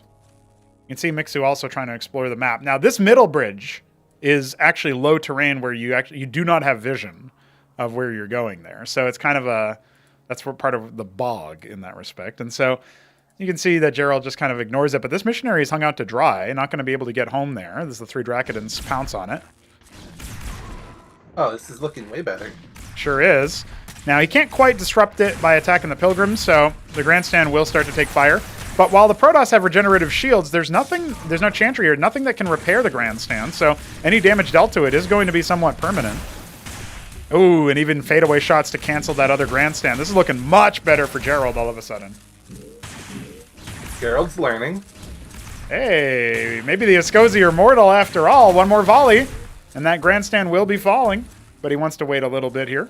Anti-armor capacity of the grandstand is definitely going to be a cornerstone of this defense. 2 more Dracodons on the way. I don't see an easy way for Mixu to hold this. Nexus is on the way as well. Mixu having a worker deficit here. He's trying to build another grandstand in the meanwhile, and Gerald is kind of fighting in the area without targeting down the defense turret. But the worker count is starting to drop due to the fact that Mixu is losing so many. I don't think he's going to be able to get out of this yet. I think that as long as Gerald keeps up the micro here, we're going to be seeing some serious problems for our Escozi player. This is the problem with the style that Mixu has been using. And Gerald has finally found out the counter. That's right. That's right. That means we'll see some TVP if this keeps on. Let's see what Gerald has. A Dracodon has finally fallen. Took a lot of effort. We got a couple more that are pretty low. The grandstand putting out a ton of damage. But it will finally be felled. No tech here for Mixu, and no further production since the first 3 that we saw. So at the very least, this landlock is going to be destroyed. You can see Gerald a little bit slow to pull that Dracodon back, but it kind of doesn't matter because of how tanky the thing is. He doesn't hurt enough now, too, for Gerald. If only he was mining gas. Yes, if only he could afford an Incantor. But it doesn't seem like it'll be necessary. It was just as simple as monocomping the Drac versus the more greedy style that Mixu put together. While that landlock was going down, a grandstand was attempted over here, but only 1 worker means that it does not power build fast enough. He's got a lot of pilgrims. He's pulled all of his workers. Mixu is stubbornly holding on. He wants to win every single game, and the Rove tries to speed everybody up, but I don't think it's going to work out for him. He might be thinking that Gerald is all in, but he's got another Nexus. GG! The Escozi have been defeated. Gerald is able to take the game. He finally did it. And we got Niblime in chat now, too. Hey, look at that. He coming in to jump in with the cast, or is he just watching on in silence? Well, not really silence, I guess. In audio silence. That's the first win for our Protoss player. And that means that we got to swap out some stuff here. Very cool.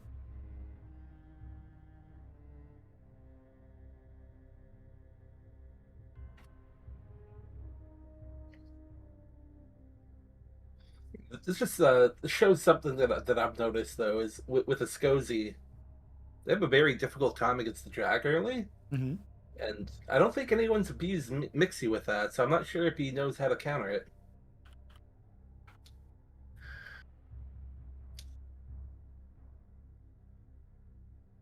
Doglived is like, nah, I only cared about watching the Escozi matches anyway. I'll just restart real quick.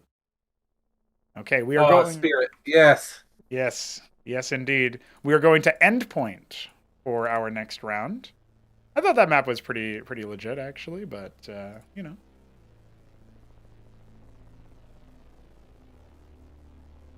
Oh, it's in, it's a 4 spawner. I forgot about that.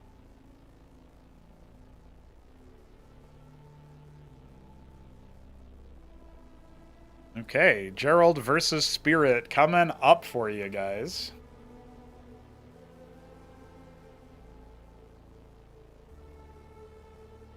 I love this map. Fond memories? Yep, and no one else likes it, so I'm sad.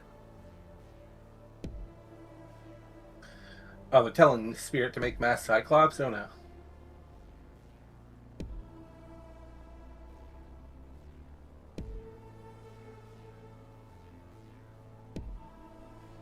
I don't know about Mass Cyclops versus Protoss. I know people have used it to great effect. I know it's been a mainstay. But I don't know. I'm not so certain. Now, we do finally have some mix-ups here, which means that we are going to see TVP. The Escozi will take a back seat for a match. We are going for 11 games. We just finished our 5th, so entering into that halfway territory just about. I guess halfway through this game will technically be the halfway point. Thanks for joining us so far. We have lots of action coming your way still as Gerald just pops into the lobby. How do you feel Endpoint serves these players here? Hit them up.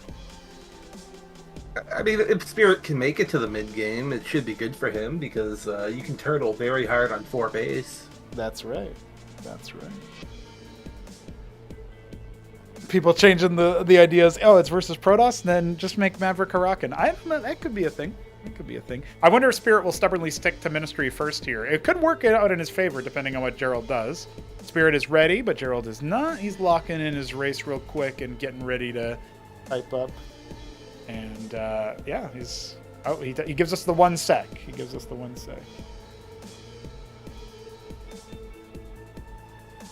It's true that what Shambler says about the setting up the fights for Cyclops, I find that to be very difficult to do that intuitively, since you need to be constantly kiting. It can be pretty good for, good, high APM players, which pros typically are, so there is that. But I think that you need to really understand the stumbling blocks.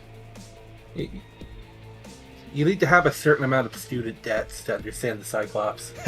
Yeah, exactly. Yeah, I went to Cyclops school already. All right, lads, on endpoint. We've got vertical spawns here, or rather we have horizontal spawns, I should say. And, no, it is vertical spawns. Never mind. I'm just blanking out my directions. Gerald is in the bottom right. He seems to be our... Is this... Tomato? Tomato Protoss. Spirit in the top right is our Tyrian purple. Oh, no, it was Cordovan, darker than Tyrian purple. Terran. And he's harvesting a little bit of Vespene. I think maybe he's going to be going Fulcrum first here. It's finally happening. Gateway on the way for Gerald. All the games yesterday, we didn't see Fulcrum first. I know. Except for the game HonMonO died. Yeah, well, that was a weird game. Because I think he was Ministry into Fulk. It's really weird. It was, I'll expand and then I'll make Fulcrum. And I'm up against Sziky's Zerg. This will not backfire at all. And he kind of tried to stabilize, but I mean, it was like 3 base. It was just ridiculous. He's never going to make a pool first. He'll never send 6 deaths into my base when I have no units. Beautiful. Shout out Sziky cleaning house in yesterday's show match. Took away $90 e-dues. And of course, we had the show match before. Indy was able to take the dominant victory there. Or maybe, I think actually, did Sziky hit $100? No, it was Indy who hit $100. Okay, all good. I was correct. Fulcrum is going to finish up. No player has scouted either way. So you are correct. StarCraft 2 pros just do not scout. Yeah, it's really confusing me. Vulture is beginning. They like to play in the dark. They do, yeah, they do. At the very least, the map is revealed for them, sort of. They can see all the minerals and, all the stuff. He's going to do a Vulture expand here. Thoughts on this build, Hit? So I would typically say that it's very abusable. But I'm not sure if Gerald knows. And neither of them scout each other, so... Well, he's sending a scribe out now. Vulture looks like it was moving out for a second there, and he's expanding on location too, which feels oddly risky. Oh, okay, he's laying the mines. Okay, he will end up seeing... Uh-oh. Okay, good. He pulls away from the mine. I was going to say he might be worried about the splash stun there. It stuns friendly units as well, but... One more shot there, little orb walk. Oh. Right through the tree, and down it goes. Okay, so he has sniped that. We do have 3 Drax. That's more than enough to overpower a couple Vultures early on. In fact, Spirit doesn't really have a lot of a standing army right now. He's going to be really brittle in the early game here. He's got 1 Cyclops out. He needs more production, though. He's got lots of money. He could definitely afford it. This could get very dicey very fast. Okay. Oh my god. He's palladiuming. Now, does Gerald know what to expect here when he sees all those mines? Is he going to be concerned? Oh, 1 Vulture down. Yeah, this is really dangerous. He's got a lot of money that he's not quite spending yet, but it looks like the lobotomy mines have slowed the approach just a little bit here. If there was like a Vulture counterattack or something, it would be a little bit of a different story, but at least the Ministry is done. Ah, he's already learning. He's sending 1 dragon at a time. It's like the stasis ward, like that similar thought process there.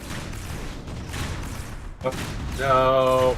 Hierophant slows down the Vulture as well, but looks like that will expire. And the Palladium's almost done. I guess if he gets a tank out, that'll be a different story. Come on, give it to us. There it is. Phalanx immediately starting. If his second Fulcrum was already done, he could actually be making 2 Phalanx right now, and I would feel a lot better about his situation. But he lifts the Ministry. I don't think he'll realize that he can make him. You don't think so?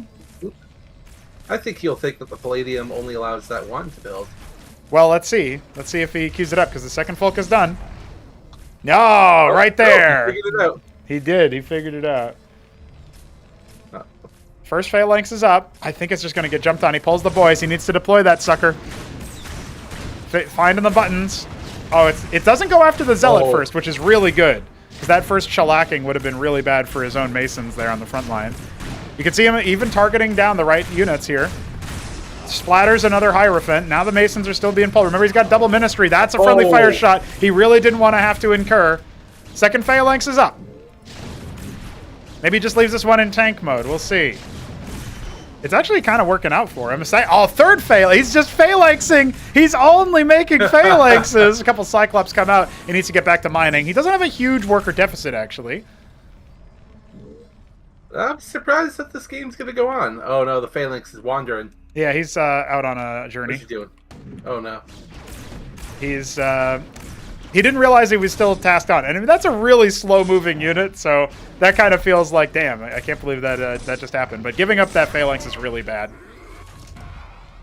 I might even invoke Gerald to move forward here a little bit. Good. I like that he's retargeting stuff. You know, the Dracoden's very low on health, so next shot onto that Hierophant will also be enough to kill it if he's not careful. Zealot finally taken care of. Yeah, his Ministry is burning. Now, what do we have behind this? Gerald's still just on 2 gate. He's got his Sedent inside the main base to cap the ridge, and he's starting to harvest minerals in the natural. Drax Zealot, he's got more Drax. I mean, Spirit's not in an unwinnable position here, and he does start repairing the Ministry, but this is looking very dicey. He does need more artillery. If he had a second Phalanx here, I'd feel better about him holding the incoming attack. But he's only going to have, like, 3 Cyclops when the next attack hits, I think. 2 more gateways added as well.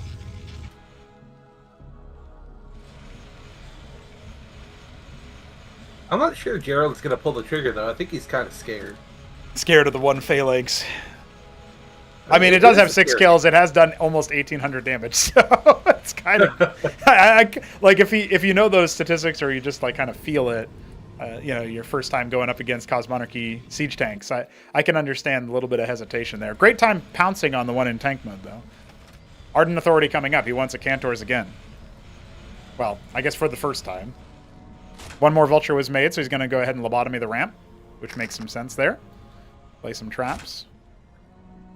If he can get the Phalanx even closer, that could definitely help him out. Just currently making a 3 Phalanx rotation here.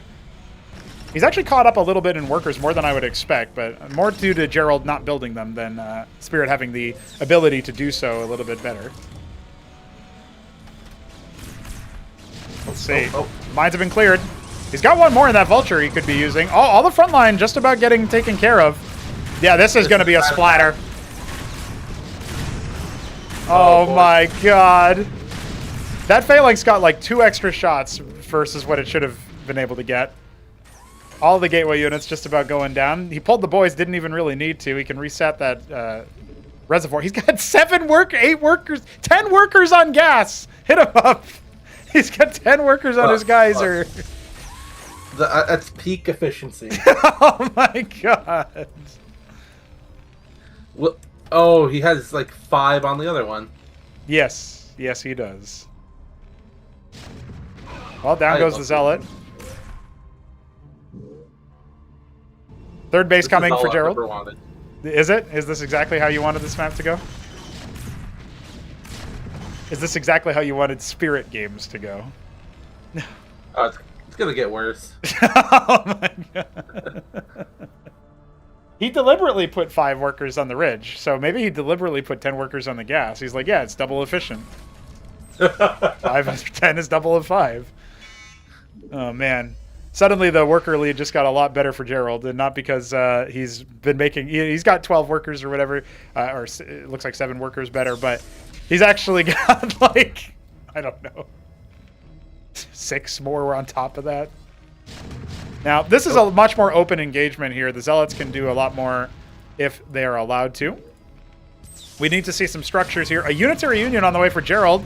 Oya in disguise, perhaps. Look at all the zealots that have come out, though. And the Goliath is going to soak up some damage initially, but they are all open. There's no mines. There's nothing here. And Spirit looks like his phalanx count is going to go back to nothing. The Cyclops were a good attempt initially, but needed to see more vultures and mines, I think.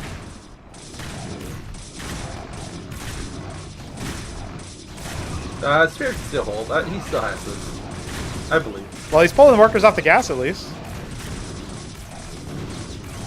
He still has 11 on the other one. I mean... Oh my god. The Phalanx down here wasn't ever deployed. Might have helped with the defense at some point, but looks like it's going to be too much now. The Zealot rally. Oh, battle worker. Overtaken. Yes, he is trying to battle worker. Vultures come out. He is just trying to barely hold. Oh, the Zealot finally kills the Phalanx. Oh, the Cantor, man. Architect on the way as well. He puts a pylon. Days Manor pyloning him. GG. Spirit has been defeated. But is his spirit unconquered? I don't know the answer to that one. That's a rough one. But honestly, I think I like the idea. I hope Spirit feels somewhat availed of like, okay, Phalanx are pretty good here. You know, like they're expensive, but if I can get to them, they'll clearly do some damage.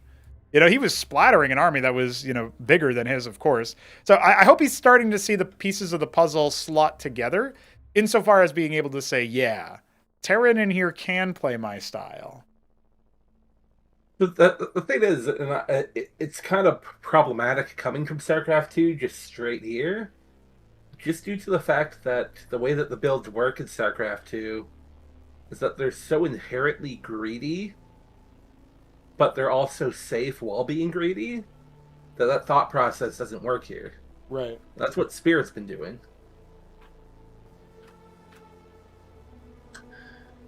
It does feel like it's pretty difficult for the immediate mindset shift. Also, there's a lot of things in StarCraft 2 that tell you, like, hey, here's your max worker count. And so, like, that's information that's a bit more opaque in Cosmonarchy. You have to actually ask those questions, learn them, all that stuff.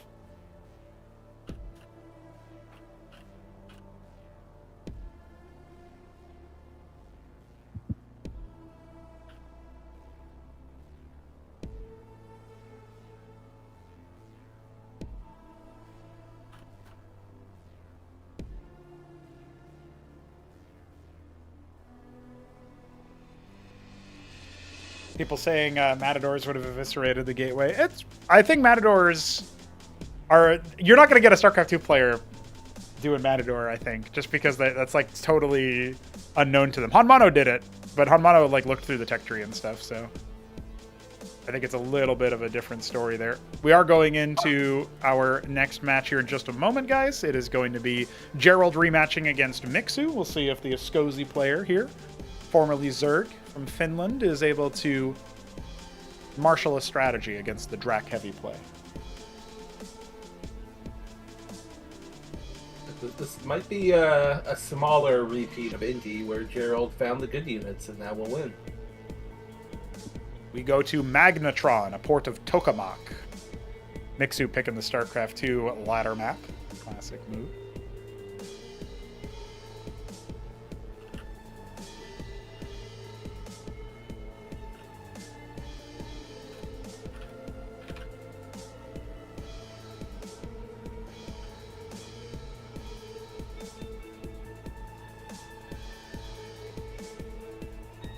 Blackjack remodel when it already has a model.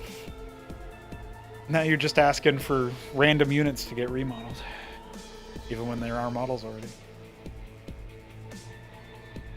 Oh, he liked the bog, by the way, I think. Oh, no, he's talking about Magnetron.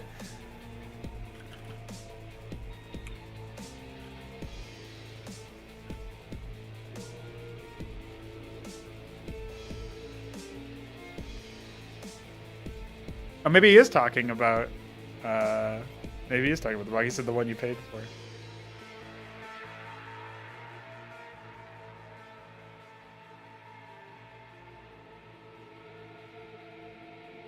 Yeah, I think their saucepan feet are important.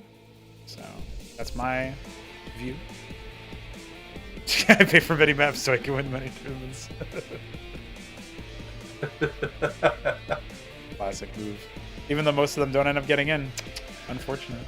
Ladies and gentlemen, it is now time for match 7 between our players. Specifically, our Ascozi players and our Protoss player. Gerald is in the top right as the eggshell blue Protoss. Oop. And Mixu in the bottom left is ours, and Wildeye Brown Ascozi. It's still a little bit surreal to say Ascozi. I always feel like I'm supposed to say some other word because I've been so used to saying Terran Zerg and Protoss, but how have you adapted to the fact that Ascozi exists? Hit 'em up. How do you feel like, we have a 4th race in the game? Any thoughts on that? Is it just like, oh yeah, that's cool? Or has it been a paradigm shifting thing for you? It hasn't yet because I haven't really been played much. Right. I don't know what it's going to be like when I actually have to prepare for it. Especially preparing to get it. Yes, preparing to random it. So Spirit will be playing the winner of this particular matchup, and I don't know who he'd rather play against, but I did like the idea of the Fulcrum play. I feel like he's slowly getting his feet wet with the idea of less greedy stuff. Now this is a different adaptation. Mixu going double function, skipping out entirely on the Radix for now. So I'm guessing he's probably going to make one proselyte and then mostly just go for the functions. By the way, nobody told Mixu about the mining trick. He figured it out on his own, just so you guys know. That's the level he's on. It's not like I was like, oh yeah, right now this is a thing that happens and we're not really trying to include it, but it does happen. There was nothing like that. It just went straight through and he figured it out.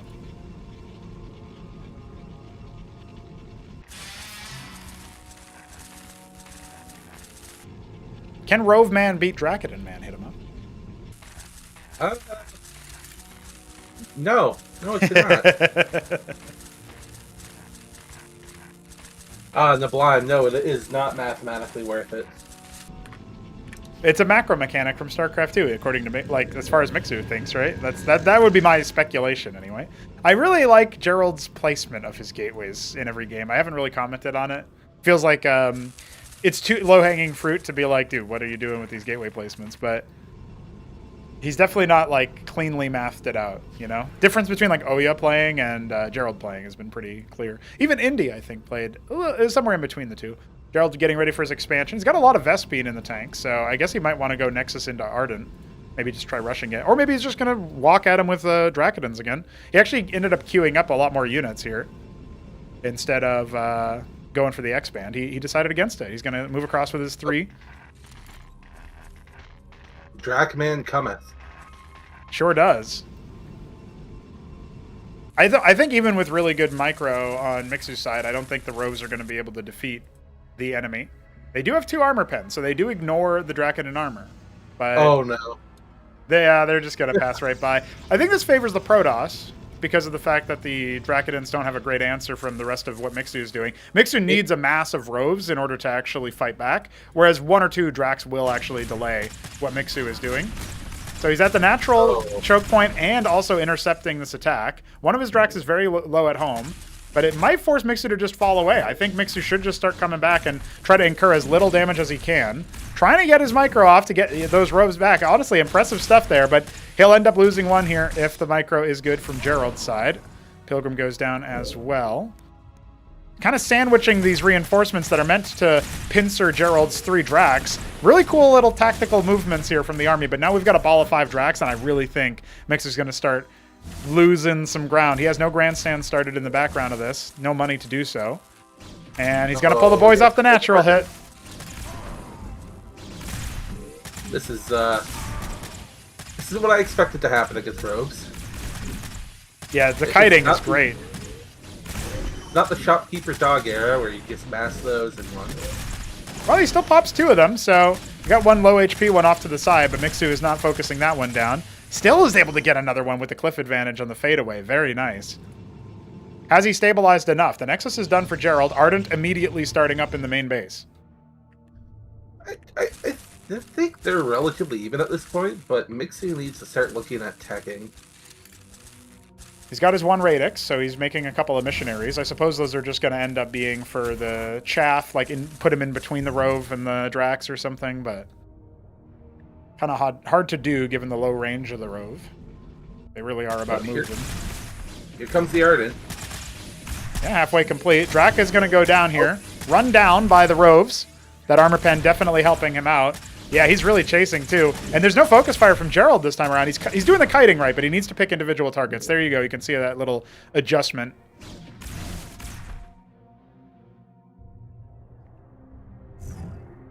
Well, there's the Radix, but I'm looking for a Gauntlet to come down. We do need to see either Vicar or Intendant, right? I feel like that's the only way. Will it be in a Cantor? Surely. Leaving your army at the foot of the ramp is not the best choice there, but he does get another couple of shots away. He will pick a couple of Roves here. At the cost of his Drax, though. Remember, Roves are mineral only, so it's kind of like Vultures trading Dragoons in StarCraft 1, if you want a little bit of a comparison point. Mixu is overextending with this, though. Yeah, eventually it'll start to add up. Idle Workers at the natural. Thinking about how to make it. Cantor has begun. He did make it in the last game versus Spirit. It was surplus to requirements, as we saw, but it's cool to see him actually get it. Now the Roves are loose in the map. He's going to go after the main base. 2 Dracodons are going to pop out. No, just 1 Dracodon is going to pop out. A little bit out of sync with each other, those gateways. At the same time, what do we use for defense over here? Function, 2 Radix. No, 2 Function at the natural. 1 Radix already operational. He's got the Chantry up, which only works when the unit is not being actively damaged. 6 Rove raid. I like it. 1 more Drac is here. And immediately Gerald pulls back. Hold on. This could be the beginning of the end for him. Needs to evacuate those scribes. Oh. The Cantor man. The Cantor is here. He's going to try to dive onto it. Staying flighty with the teleport. You can, by the way, you can dodge projectiles, even the homing ones. Boom. Oh. He's too nimble. He's too quick. Oh, he picks it up with just the 6 raiding Roves. Oh my god, the micro. 1 more Cantor will finish here, and it's only 2 Roves now. Not really anything to be scared of, but 16 worker lead for Mixu, and it does feel like this is going to be a pretty big move out after the fact. Now, with the Cantor, I think the Dracs are kind of untouchable. Look at the queues on that first gateway, though, hit. Even the second one has 2 Dracs queued up, but the first one's maxed out. We need to see more production. That every game. Yeah, we need to see more production from him.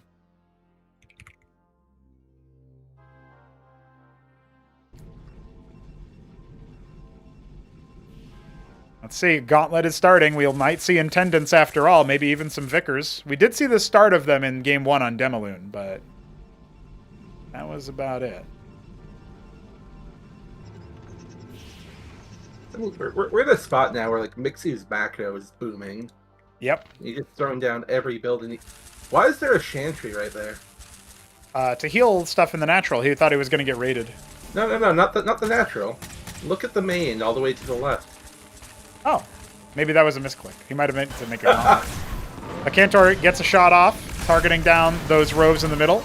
Oh, the Missionary. Yeah, that's going to be a pretty easy hold there for Gerald. I got Gerald on the name. What did you get? I have not gotten a name yet. Okay, let me know when. It's probably me again then. Normally it pops out all at the same time. I got you. Yeah. Okay, so I'll get ready to watch your POV if you don't mind. But we'll be synced for a little bit now. So the landlock is coming up at the 3rd base down at 6 o'clock. We do have the Cypher coming as well. The Gauntlet is just about to finish. Mixu will be switching into gear for production there. Dracs are coming out in full force. Honestly, Gerald has a very scary-looking army, but where you're going to start to see a problem is mobility. Cantors take a very long time to stay mobile, to really get anywhere. And there's no embassy for an envoy, so it's not like we're going to see them transport. Instead, the slow death crawl across the map is what Gerald is going to be trying to do. And you can just raid up here, okay, he doesn't really find anything other than the 3rd base being started. It is a mineral-only base that they're both taking as their 3rd. And that's about it. Intendants are on the way. We've got that Cypher coming as well. A gateway here at the natural for Gerald. And he's queued up a bunch of Cantors. You'll love to see it. Oh, no.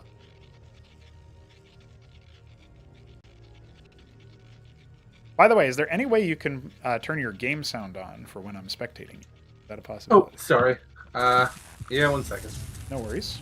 Didn't know if that's something you had set up in Windows or in the game itself. Okay.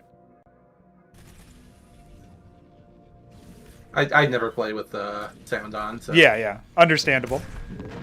Couple of raids here and there, a couple of movements, and we will go ahead and switch over to the hit 'em up POV. Hit 'em up obs.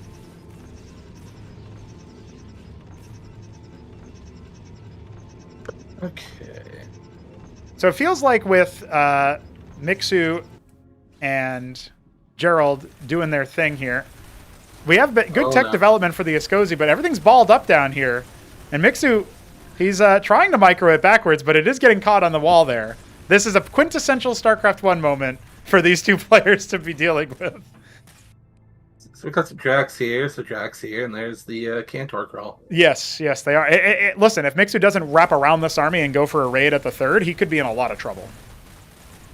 That is getting deleted too.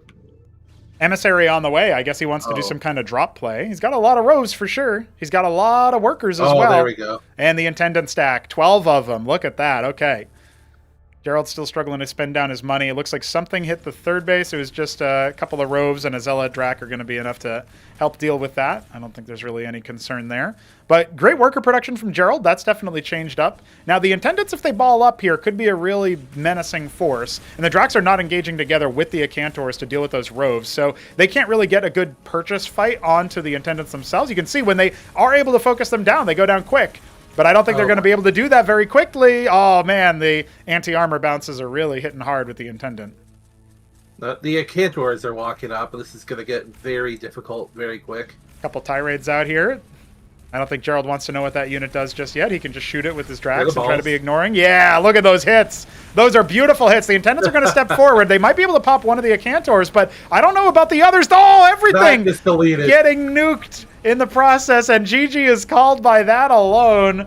That, my friends, is a drubbing of a match at the very end there, and Mixu gets routed by Acantors. Love to see it. Gerald learned. Yeah, the Cantors are rocking and a rolling. Gerald now up to 3 wins in the group, and Spirit will rematch him. Of course, the question is, are we going to see Spirit take a game and then have to play against Mixu again? I kind of want to see that. I kind of want to see the Spirit redemption run with Phalanx going into what we get next. So let's see what his map pick ends up being.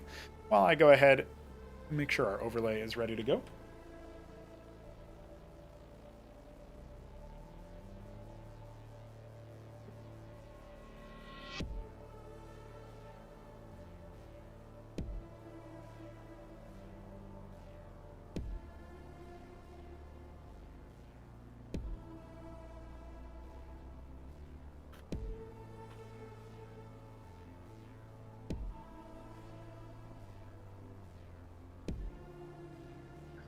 Let's see what... Okay, Spirit selects Overwatch, aka Demolin.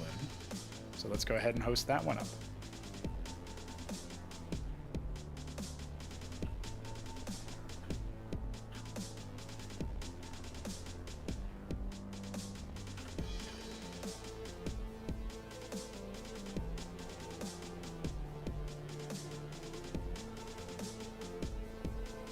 Mixu has elected to switch off of Escozy following that defeat on the port of Tokamak. He will instead play Zerg. What do you feel about that, Hit 'em Up? Is that the right choice? Have they awakened? Spirit is swapping to Zerg. What? Spirit isn't swapping to Zerg. Mixu. Did I say Spirit? Oh. Mixu is swapping to Zerg. Oh. I mean, if he wants to be a pansy. You picked the Escozy. Stick with it, man. Well, unfortunately, we already allowed YoungYakov to switch races last show match, so the precedent is already set. I'll have to think about whether or not that's in the spirit of a show match or not, but... Spirit is ready to play open. Yes, he is. He's just letting us know. He's got what's coming to him. Now, will Gerald be able to handle the Zerg? Well, we'll have to find out if he's able to handle the Terran first. This is match number 8, guys. After this, we have 9, 10, and 11. So we are most of the way through the show match already. Thank you for joining us. Always good to see the pros get active and get their things going, but...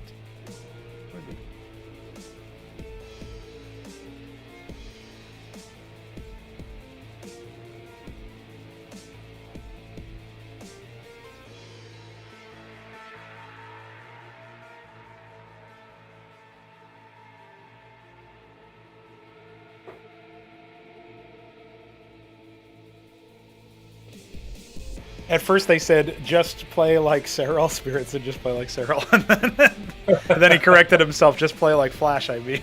I appreciate that, you know? I appreciate it. Alrighty, ladies and gentlemen, we are jumping directly into Gerald versus Spirit. It is going to be an interesting time. Oops. There you go. Had to chuck through a little bit of menu there without realizing it. I almost left the lobby. That would have been really funny. Spirit is in the top left as our maroon Terran, and in the bottom right we have Gerald, the cyan Protoss. Asking about whether or not it was map 8. Spirit was caught a little bit slipping there at the start. Of course, that does happen sometimes. But he is ready to play. Is he going to go for Fulcrum first, or is he going to make Bio? We're not sure.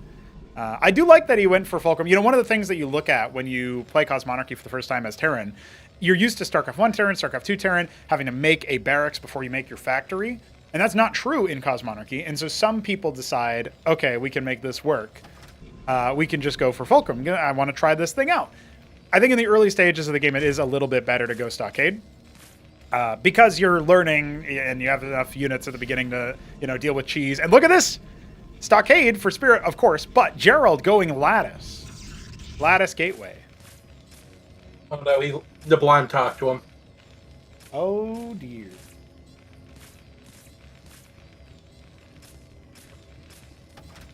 At least Spirit opened Stockade, because if a Vassal flew in and he went Fulcrum, I think we'd see another very quick game. Yeah, there's definitely something going on there.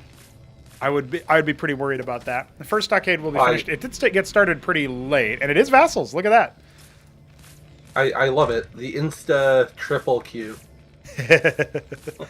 Just in case he forgets. He might be busy. Answering emails or something. There's a Fulcrum. Well, he's making that without making any Stockade units yet. Okay, Mavericks are coming. Now, does he know about the missile turret? Of course, that is the thing in StarCraft 2. Usually you need the NG Bay for it in both games. You do not need that structure here in Cosmonarchy. There is what used to be the NG Bay in terms of model is now the Atlas, which, please, Spirit, do not spend 600 on Tier 2 to make an anti-air defense. That's not required. Yeah, I think he's just got to look at his command card and see Watchdog, anti-air defense description or whatever, and he's going to grab it if the Vassals do make themselves known. We already have some Mavericks here, though, and a Vulture is coming out. Not really that much in the way of ground units, but a Draconin is coming, and it looks like Gerald will be going for an expansion behind this. So, let's see. He stims immediately. Great reaction there, and he will be able to pick those Vassals. Well, if he actually micros... Yeah, there you go. Oh, there we go. There was an attempt at trying to pick that Mason making the Stockade, but... yeah, it looks like Spirit's happy with this. He just goes for a Goliath. I think he canceled his Vulture for that, by the way. He did. So maybe mission accomplished already for Gerald, since he wasn't actively making any more Vassals. But maybe also, if Nebline was teaching Gerald what's up, he might have said, hey, dude, you make Goliath. You force the Terran to make a Goliath, and that's all you really care about. It's a very interesting start to the game. Right? I'm hoping for one base Tier 2. I mean, it could happen. Anything could happen in these games. Looks like a Maverick Goliath move out. One Maverick does end up stimming across the map. We still have more Goliaths coming up at home. No Ministry just yet for Spirit. We did see him float a little bit of money in that last game as well, despite not much going on yet. So I think he's still learning the game in that respect. The Goliath takes up a lot of damage, and now the kiting begins. The stimmed Mavericks are going to be pretty good at it, but you do need to kind of orb walk, stutter step with them. And Spirit was back at home doing a little bit of other things in the process. As Mason goes down, he will not be making any extra units, but he's not focusing down individual targets on these Drax either, so it does look like his Goliath push is going to be held at the pass. He's going to need to fall back with that other one, see if he can't retreat, and maybe stack up something else. Palladium on the way, he's making more Mavs. Was thinking about a Ministry on the low ground. I do like that his Goliath is moving away from his main base. It's not giving Gerald like an easy choice to make. Either you hunt down this expensive-looking Walker unit, or you go after the Jugular, but Spirit will be able to defend. Mavericks. He's trying to cut his losses. Yeah, it's a good move there. I think that was exactly what he needed to do with that Goliath. Needs a little bit more Vespene for his first Phalanx, but it is coming up on affordability, and there it is. He's got it. Now, he's not mining from the ridge. He's got 3 guys on the gas geyser, but nothing on the ridge. Needs to try to get some sort of defense here. The Cyprians are going to help out versus the armor of the Drak. And yeah, 2 of them are going to pop very quickly. The Goliath stays alive. Very durable unit. 2 more Cyprians where that came from. Yeah, I think, honestly, I don't think Gerald can break him here. Another stockade starting up here as well. It's very interesting seeing, though, that they keep builds the Palladium for the Phalanx just off 1. Yes. He did notice, of course, in that endpoint game that it was a possibility for him to make them off of multiple Fulcrum. But he's just going to scale off of 1 Fulc for now. And, you know, like 3 racks, 1 fact, Tech Lab is a thing in StarCraft 2. It's not like, I mean, you go for a starport almost immediately in StarCraft 2, so it's a little bit different there. But this is, like, a thing that has some relevance to what he's done before. Cantors are out. They are, but they do have a vulnerability to Phalanx, I feel like. Goliath been repaired up. They will in lower counts, but I'm hoping that Spirit builds a couple more Fulcrums. Right. Now he's building Cyprian, so maybe he watched HonMonO. Could be. Could be. He's got a couple Idle Masons here in the main base. Some off the rally, some from making the Fulcrum, or rather the Stockade. And he's just continuously producing. Most of his gas is going towards Cyprian. They're pretty good units, as we saw in Weekend Wage. Oh, and don't get close. That's right.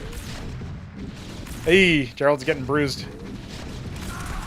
Very close to just straight up losing some units here. Ooh, he thought he was getting free trades.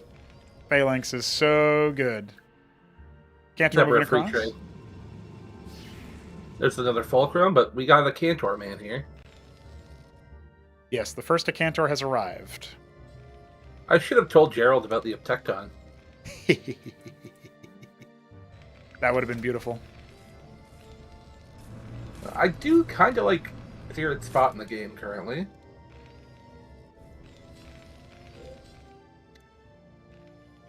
I do not see a way that he breaks this. So I hope Gerald doesn't attack.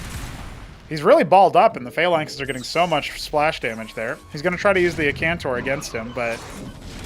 I mean, is that really going to work? Well, it's here, and it's shooting its ball. It is. Good dodgeball so far from Spirit, except for that last shot that he absorbed with the Goliath directly. I think he's liking the Goliath as like the space maker here, which is a cute way to use the unit. Stimming forward is maybe a risky move versus the Acantor. Trying to get in its face. It's trying to get in his face, which I like. Mavericks are absorbing the first couple of shots. A Cyprian will get the next one, but the Acantors are doing really, really nicely versus everything that isn't a Phalanx. Problem is, everything else on the side of the Protoss is starting to fall away. Now, this could be a little bit risky. I don't think Spirit would ever know to make like the Firebat equivalent. They obviously don't have that in StarCraft 2. He's also allowing his units to just kind of chase after the enemy very often. Remember that legendary Phalanx kill that Gerald was afforded. But third Ministry on the way. We already have the third base for Gerald at 6 o'clock. Not stupendously saturated just yet, but keeping even in workers. It seems like they're evenly matched here for now. This could be the Tier 3 game. Let's find out. He still has to discover Tier 2. There's so much to learn about Cosmonarchy. I never really expect the first timing pros to figure out the later tiers of tech. The Unitary is coming up. He did make that in the previous game as well. Or no, it was I think it was on endpoints. A previous match against Spirit, he did make that. I don't think he used it for anything. I love that the bio is kind of like wrapping around here looking for something, but the Zealots are just going to run up to 12 o'clock. And these Phalanxes are completely unprotected right now. We do have reinforcements coming down the ramp. And it looks like the Ministry is going to have to sit there and idle for a bit. He starts to recall his Bioforce, but I think he should just commit with these. They're a little bit too slow moving to do much of anything. And the next Acantor timing is a little bit away, so he can crush through the Zealot, cause some chaos. He's sending reinforcements up. There's a lot of Zealots here. So that is going to take some effort. But now the Mavs stem forward. He's going to learn about interception pretty soon, that the gateways are absorbing all of his pressure there. But the Mavs are starting to stem. They can obviously start taking down some of the workers. Phalanxes have been intercepted by the Zealots. Yeah, definitely having a hard time dealing with all that. Now the Cyprians are starting to get active, though. Hold on. Yeah, this game's getting very chaotic. And that works in Spirit's favor right here. Man, he's killed so many extra workers on Gerald's side as well. There's no chrono boost to restore that. He's going to start leaving, even though there's all these Zealots and Acantors. He doesn't know about the Acantors crawling up. He's actually abandoning his post. He needs to think about that again. There's still so many Zealots. He needs to come back and start repairing his phalanxes. And that alone is not going to save him when the Acantors start bombing through. He needs to retreat to a defensible position and start sieging. He's got Hurricanes out as well, though. That's not a bad move, in theory, but they need some backup. And, oh, those two phalanxes in the front just getting blown up. Got 3 more phalanx in production. Only Masons here. Do not use Masons versus the Acantors, please. Battle worker. Battle worker. No. Oh, he's Dodgeball. He's initiated Operation Dodgeball. Let's go. Oh, Can't dodge that, though. Man, this looks so hard. Whoa. Well, the Acantors are busy trying to shoot down the phalanx, so he does end up getting one off with the bio, but he doesn't need to fall back. You can see him trying to micro. I love the moves in theory. Draken's starting to falter. He's got more units coming out. He should be able to hold this just fine, but will this snowball into a situation for Gerald? How much damage can he get? Very expensive units, the Acantor. Can't just be losing 3 of them at a pop like that. Unitary is done, but he's not used it for anything, adding 3 more gateways. He doesn't want to build pylons. He's another one of those anti-pylon people. Anti-scouting, anti-pylon.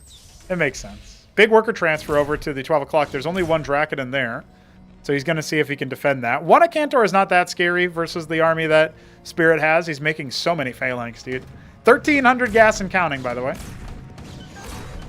I'm hoping that he realizes he can just go tier 2.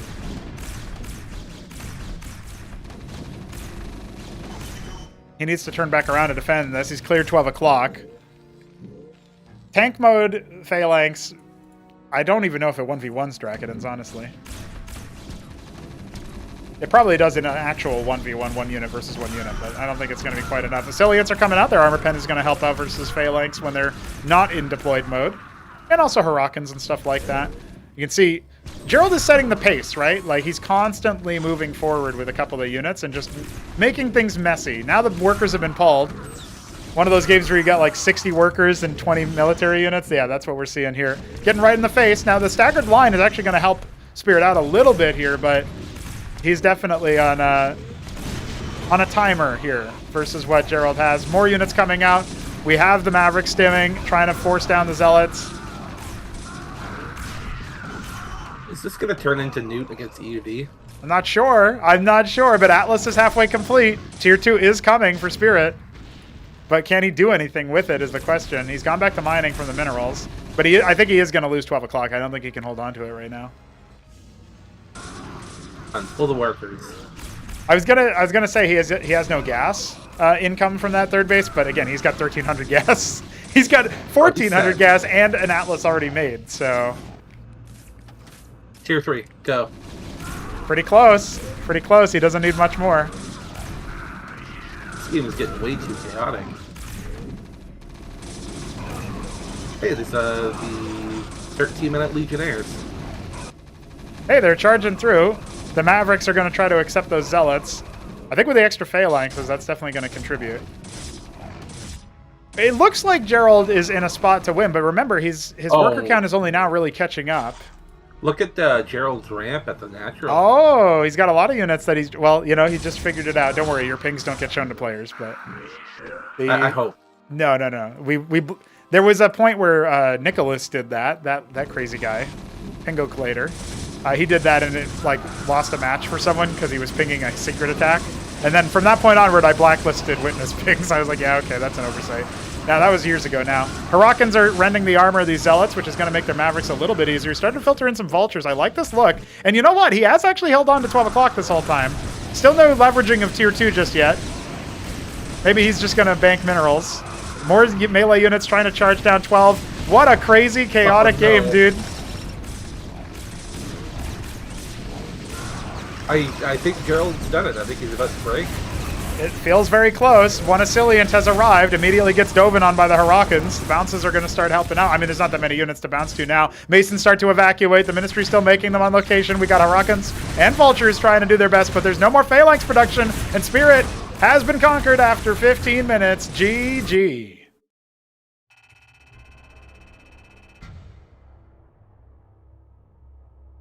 Well, just like that, Gerald has tied Mixu up for earnings.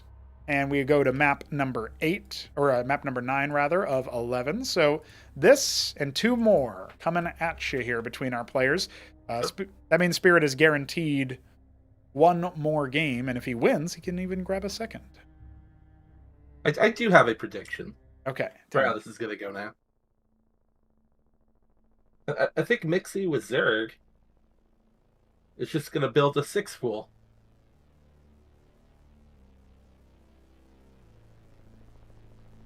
It could happen. It very well might. It could happen. He goes for Spinal Tap, which is a map that is definitely a bit of a throwback. This port of Vertebra by Minerals. I ported it as a bounty to 3 Crow. This map you defeated Neblime on in Acropolis 2 playoffs. You may remember that game. Oh, this is a fun map. Yeah. There was many a time where, like, I remember Shopdog in Acropolis 2 built stockades and floated them into Ayud's base, TVT, on this map. This map triggers PTSD because it's... I lost that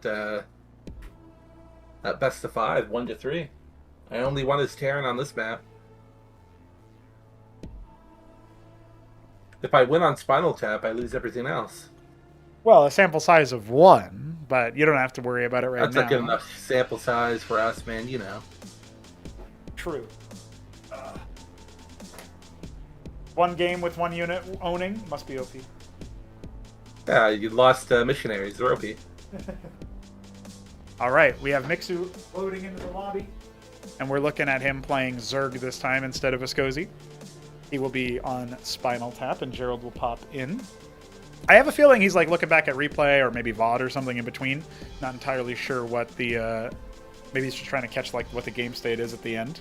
But nonetheless, he has tied up Mixu on the scoreboard, and we're going to be able to see Mixu's Zerg instead of his Ascozi, as he feels like he cannot tech to something that defeats Gerald's Drac Acantor.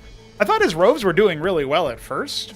I do think a Cantor puts you on a bit of a timer on the ground initially, but I don't know. You've played a lot more Ascozi versus Protoss recently, hit him up, or like in general, you've played a decent amount of it to get some knowledge on the matchup. But do you reckon that the tier 2 armor rend units are too far away for the Ascozi currently to have a chance versus that kind of comp? Or do you reckon it was more of a Mixu thing? I do honestly believe that a lot of the tier 2 options are just so incredibly... how do I say this? They're not immediately effective. Mm-hmm. And just getting the armor end unit doesn't as much as you would think. It's because they're already quite expensive gas-wise, and you can't get too many of them. So I'm unsure how it will play out now that there are other tier 2 units out there, and like everything's been put in, basically, but I'm not a big fan of tier 2 overall against Protoss. You think it's more of a tier 1 game right now? I think it's heavily focused. Used to be on the Vicar, now I think it'll be the Intendant and the Tirade. Well, we did see a bunch of Intendants there, but they were clumped up. We also saw the Tirade start to come alive at the 6 o'clock base last time. So we'll have to see how it goes. But we are jumping into Spinal Tap Game 9 between these 3 pros. And we're going to be starting off with Mixu and Gerald. Mixu's Zerg campaign for victory begins now. He is the blue Zerg in the bottom left. In the top right, we have Gerald, the Blood Protoss. How do you think this map works ZVP? I haven't seen this map in so long, ZVP, dude. It's been a long time. So I think it works well for both races, in all honesty. Mm-hmm. The third with the gas is quite a far ways away, but once you have a defense there, it's a very difficult berserk to break, and it's actually quite difficult berserk to break the natural as well. Mm-hmm. But there are so many different attack paths that Zerg can just flood the map and counter everywhere. So we'll see if it goes to like mid to late game, how that actually takes effect. I think we'll see a very quick game though. You think so? We have Mixu go in for that Larvosk into pool, it looks like. Meanwhile, Gerald just going for his first gate. And probably his second one thereafter. That was a delayed Larvosk. It's a little bit slow, but shouldn't really affect things. And here in the pool. There you go. Now, if you were trying to tell Gerald how to defeat Mixu Zerg, or even just a Zerg in general, what kind of strategy would you be thinking about, right? Like, Zealot Ecclesiast, which he tried in game 1 versus the Ascozi, looked like it was pretty legit. And here he's going for 3 gate, which is pretty similar to what he was doing before. Do you reckon he's regressing to that level deliberately because he knows it's up against Zerg? He did say he was preparing a build in the lobby. He is building a Hierophant. I hope he goes Ecclesia Zealot. That is very difficult for Zerg to deal with early if they're going to play pool heavy. Mm-hmm. And Mixu is looking like he's already going for an expansion. Yeah, I think that kind of makes sense timing-wise. However, his Droleth Scout is going to reveal a 3-gate, so will he end up canceling that and pulling back to a more defensible location? He picked Spinal Tap, knowing, presumably anyway, that this is a map that does not have a ramp up to your natural.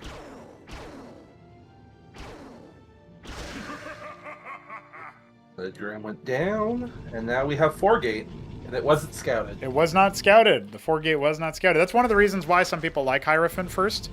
Legionnaire might be able to kill the Droleth before it gets in there, but it doesn't slow it down. Zealot definitely can't do it. Draconin might be able to do it, but Hierophant really locks in the anti-scout.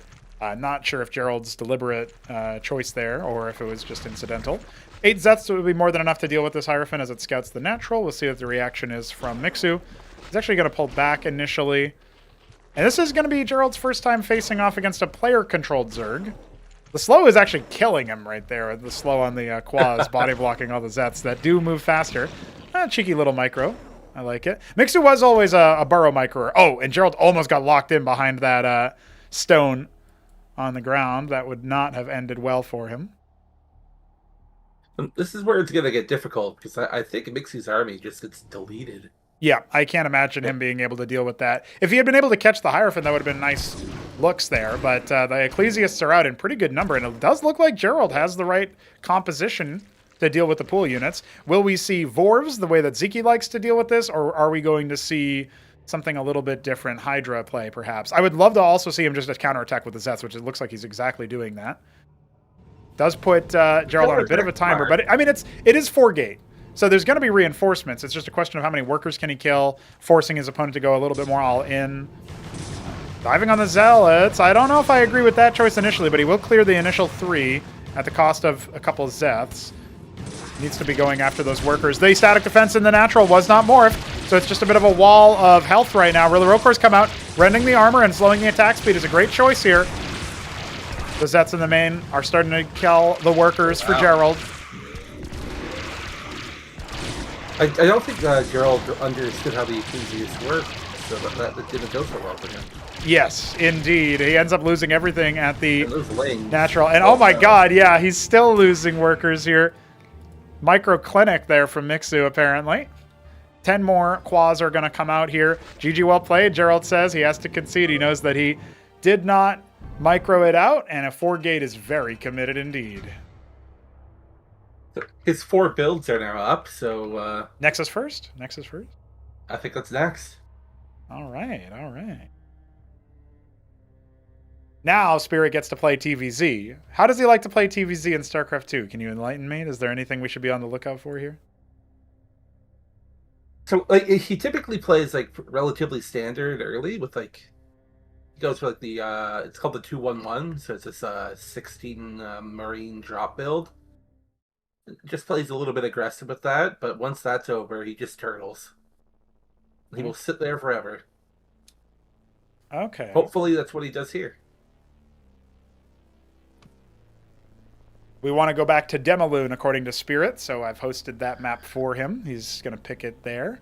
And I think we're in a pretty good spot for a more aggressive game if it's going to be on a 2-spawner. We'll see if he wants to do some kind of, bio-oriented timing. I am looking for Spirit to get at least on the board.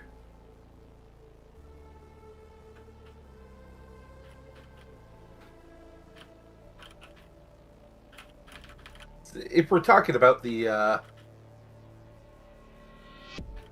like how good these players are in StarCraft 2, Spirit is by far the most accomplished out of the 3 of these guys.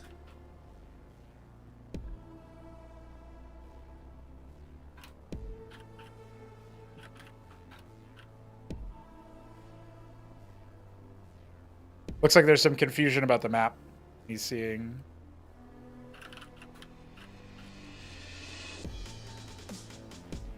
Yeah, he was saying he didn't want this map, and then he's like, wait, no, this is the right map, so just just dealing with that real quick. Yeah, well, I'm not entirely sure what we're going to get out of these 2 here. This is only a first, The change of the race, at the very least, does give us a little bit more spice and variety. This is the 10th match, which means the penultimate one is around the corner. Oh, wow. I did not see any of his responses until right now. Oh, that's funny. That's a weird bug. Yeah. I thought you were talking to yourself. No. You're tapped into my feed and not anybody else's, apparently. It took a second to relay them. Oh no. Alrighty, ladies and gentlemen, Mixu, the blue Zerg in the top left, is going up against Spirit in the bottom right, who is our Vivid Red? No, Scarlet Terran. It's tomato adjacent. Going back to this map. This map has actually served us well. It's a lot of matches have been played on it already today, so that's kind of neat. We will be seeing what Mixu has in store for us versus Terran. Already harvesting guess. I'm guessing it'll be Larvosk into pool again. So no immediate 6-pool or anything, which you were initially saying, hey, maybe he 6-pools Gerald. Turns out doing that versus, a 3-gate opener is pretty ballsy. He doesn't want to do it at this point. Well, we hit the stockade. Larvosk first is pretty normal, actually. Yep, nothing out of the ordinary just yet from Mixu. He's actually dialed in the build a little bit more. He practiced versus Gerald, so he can do it to Spirit next. Now, bio for Spirit, it makes sense as the opener. Is he going to do double stockade again? It feels like he's more dialed in this time than he was before. That much is for sure. If you remember, the first stockade came out versus Gerald on this map, and he had like 300 minerals. He was doing the HonMonO style of delaying his first structure for whatever reason. So he definitely feels like he's a little bit more. The HonMonO special is great, though. Triple stockade. Okay. That's a lot of production. Is he going to go Maverick or Huracan for his first unit? Against a Larvosk first Hydra. Okay. So Huracan Mav beats Izira Core, but it does require some control. If we're going to see that, I'm not sure. But I love the idea of Spirit just limit testing an all in here or something.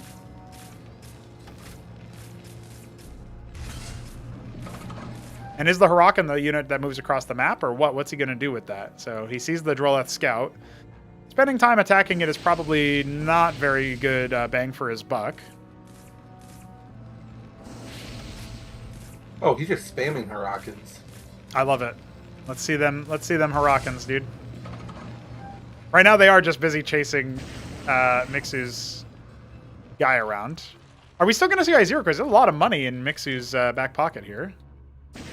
It has to be Aziz. Like, it has to be, with an expand. 5 Hydras. Oh, 5 Hydras. Not bad versus the Huracan. Now, Spirit showed the Mason. That might be mind game. Unless he does actually want to expand behind this. If he's going to go up against Hydras with this, he's going to have a tough time. So, I really don't think that the Huracan is going to help him out too much versus the Hydra. You know what I mean? Huracan, man. Come on. I would love to believe. Mavericks are coming out now with a Fulcrum as the backup, so it will not be an expand after all. Hydras are already pocketed oh. behind the geyser.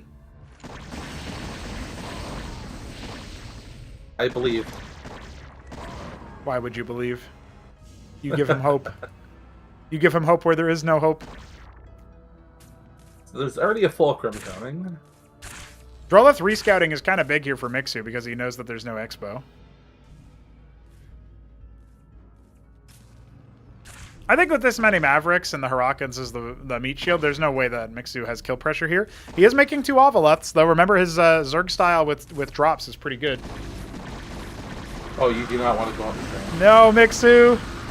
Oh dear, he's already hemorrhaged most of his Hydras. Didn't even force a stim there. Spirit being... I think it makes sense for Spirit to be like, alright, I don't want to do that right now. Because, you know, you don't want to stim for free in StarCraft 2. You want to wait for your medevacs, but there's no such thing here as a medevac, and stim is only 5 damage instead of 10. So also your Maverick is just tankier, 60 health by default. Palladium coming instead of the expand. We might see, yeah, there it is. The Ministry does go down behind this, so not exactly an all-in play, but certainly something that Spirit is happy to, you know, be a bit more on the offensive side of it. Now the Ovoleths leave, and the Izirokors were going to link up with them, but instead we are going to see this frontal attack. Some Rokors have been made. He's got some Hydras. He might just get run over here. The timing is here for Spirit. He needs to stim those maps. Very close. Man, if he could tag that with 1 Hurakan strike, it would do so much more damage, but he's going to have to run past. Let's see if he can get another stim off there and charge into the mineral line for some good damage.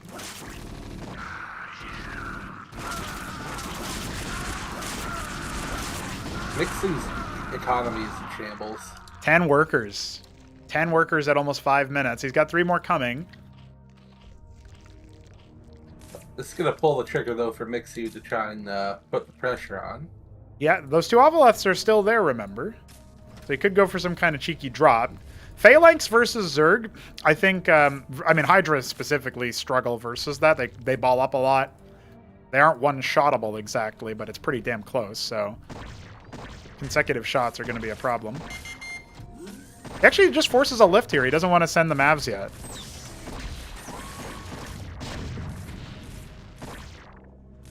Reveal of the Phalanx should definitely put some fear in Mixu's heart for that, but Izirokor drops are incoming. He's got 5 of them in those double Ovoleth. Another rally of the Hydras. A little bit of a mistake, but it is drawing Spirit out and away from the enemy. He doesn't know about the burrow rule, but he's accidentally doing it. Izirokors are coming in. Masons are going to need to be pulled away. He's not responding to it yet. No, he is not responding to it yet. Like Mixu just caught up in workers, and Spirit has lost a lot. He's going to go ahead and entrench over here. The anchor is likely to lift off and move to the natural choke point while the Mavericks try and respond to this massacre of the Masons. Now, the Ovoleths are really committed here.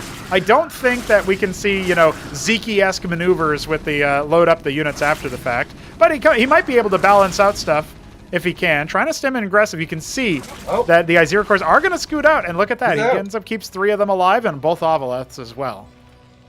1 Hydra still burrowed behind the mineral line in the natural, and we are going to see the Shroud. This is the attempted follow-up there when Mixu was under a duress from the previous attacks. He didn't end up needing it on Spinal Tap, and now he comes back in for another drop.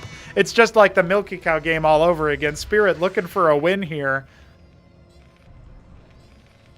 in our penultimate game. If he is out, if he loses this game, it's over for him. He will not post any dubs. He'll go home with only $10 to show up.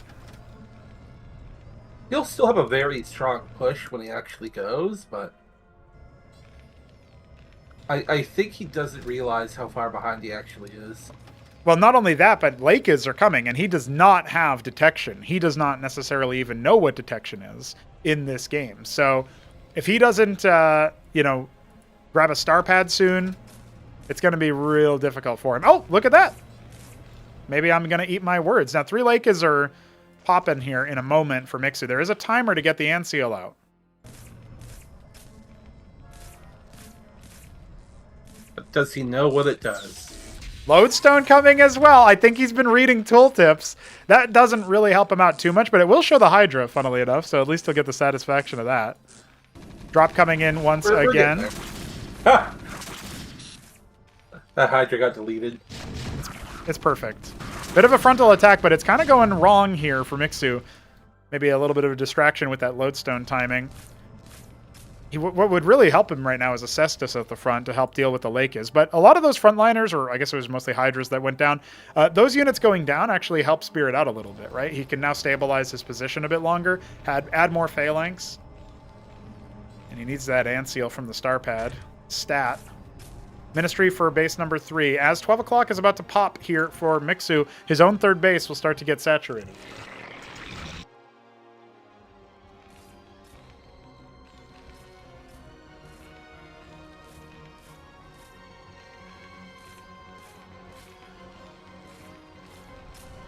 Wraith coming instead of an Anseal. Anseal queued up afterwards, so we will see that detection. Will it be in time? 5 Lakers so far. Zoryu starting to march forward. Just need to see Spirit deploy the Phalanx. I don't think Mixu's ever played against Mech in versus Terran. The Wraith here to try to hunt down the Avaleth is pretty good. Obviously, you can just unload and then you have to pull those units back. He's not responding to this, so he will end up losing the Wraith, I think. It's funny to watch. All right, Anseal will be at the ramp just in time, it feels like. Oh, the Lakers are setting up a containment across the bridge instead. This doesn't really work versus Mech, though. Can you do hold position lurkers here? I don't think it works the same way. I think you have to do it differently than in StarCraft 1. I just haven't gotten around to removing it because I don't really think it's... there should be hold fire for everything or nothing, you know what I mean? But... it is technically possible. It's not possible in the sense that I don't think Mixu's going to do it or know how to do it. Ulgorg on the way for him. Doesn't matter. There's an Anseal there. Yeah, indeed. So let's see. Oh no, Phalanx. Yeah, he's got to watch out for that. Oh, he doesn't have any of them deployed, and his Mavericks are so far away. Oh, it's a good thing Mixu had some hesitation there. He's going to have to cycle backwards and reset his position. He could have pounced on that, but instead the Iziracore drop is going back to see 13 Masons on gas. Well, kind of helping him out there. Yeah.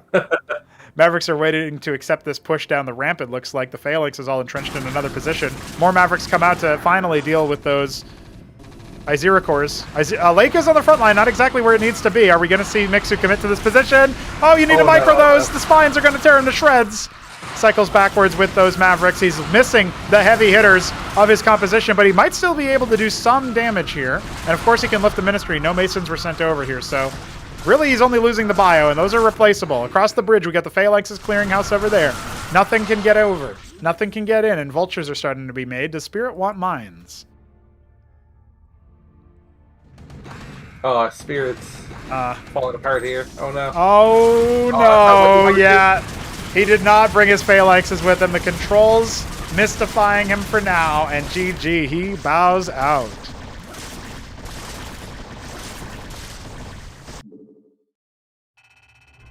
That was very unfortunate.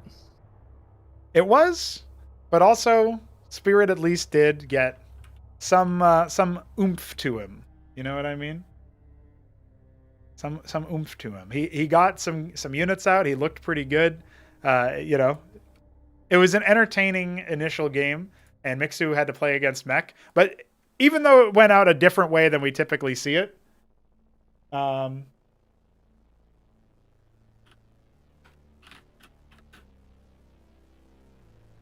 even though it went out in a way that we don't typically see it in action, I feel like the experience that we're seeing is exactly the same playbook, right? You pincer, you drop, you do this other attack, you move around the map mobile. The Phalanxes can't always keep up. Now, obviously, better control would have let Spirit keep up with those moves, but if that recipe had continued to be executed, you could have seen Mixu still take the dub anyway. In a lot of the games, Spirit was in decent spots, but it just felt like... I think the way that he plays StarCraft 2 is heavily reliant on certain hotkeys that are only available there. Like, as you saw in the last game, he had a lot of Masons that were just sitting there doing nothing for a long period of time after the Iziracore drop happened. In StarCraft 2, there's just a hotkey for any worker that's not doing anything. So I assume he tried to do that and it didn't work and he just forgot. Could have been. Gerald is thinking about his final map. We will see PVZ one more time today. Mixu Zerg looking for $80 here, his 7th win on offer. Gerald can get pretty damn close to tying him up with a 5th win here on $60 if he is able to clutch this one out. Also, he says pretty cool mod, by the way. So there you go. We get some. The Gerald stamp of approval. That's right. It's pretty cool. I like that. I dig that. I don't imagine Spirit will be too happy with it, given the results, but I do appreciate getting to see a little bit of a glimmer of his style showing through. All the Phalanx play. He made a lot of Phalanx, you know. I like Phalanx, man. I think there's something about seeing like 40 Phalanx deploy in Cosmonarchy. That's really cool. A lot of people don't. Yeah, you're triggering a lot of people right now. A lot of Terrans don't win games. I don't know what to say. I think there's a correlation. That's not true either. No, a lot of Terrans don't win tournaments. There's no Terrans that ever win. Never. A Terran has not won a tournament in the last 5 days. Mixu versus Gerald coming up here. Acid Test has been selected as our final map. A very Twilight-focused tile set here. The only StarCraft 2 map we ended up seeing was Tokamak's port picked by Mixu. That was it. So. That was all we saw.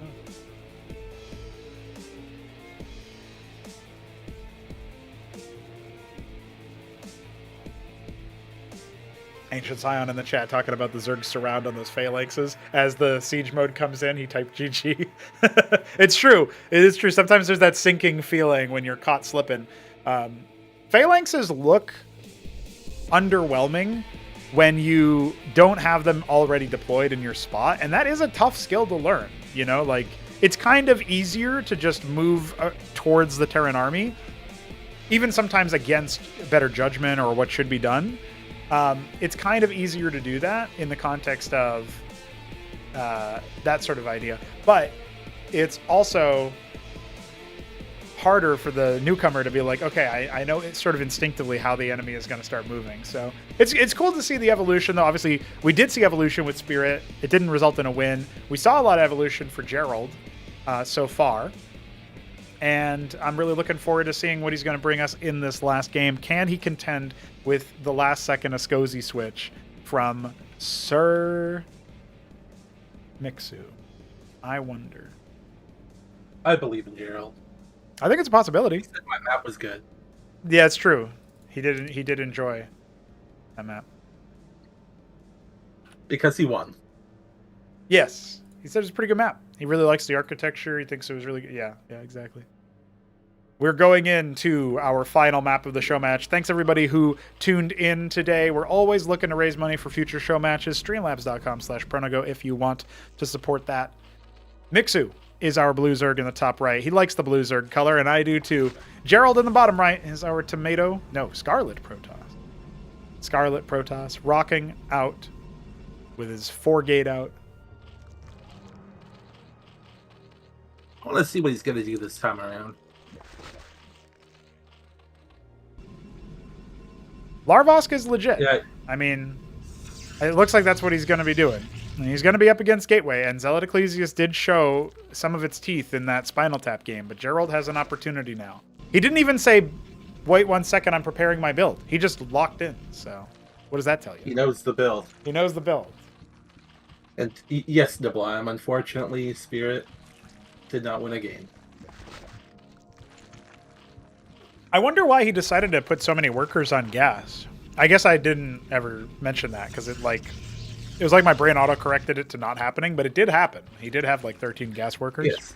I mean, he went from having 3 out of 15 workers mining to having 15 workers mining gas. And really only 3 workers, so it doesn't really help you out. There's pretty sharp drop-off there. Mixu is going Hydroth first again, skipping pool this time versus the supposed Zealot Ecclesiast. Is Gerald going to 4-gate one more time? Hierophant first again. I do think this works out better for the Protoss. I do believe that Hydroth first is not very good, in all honesty. Tell me why. We'll see.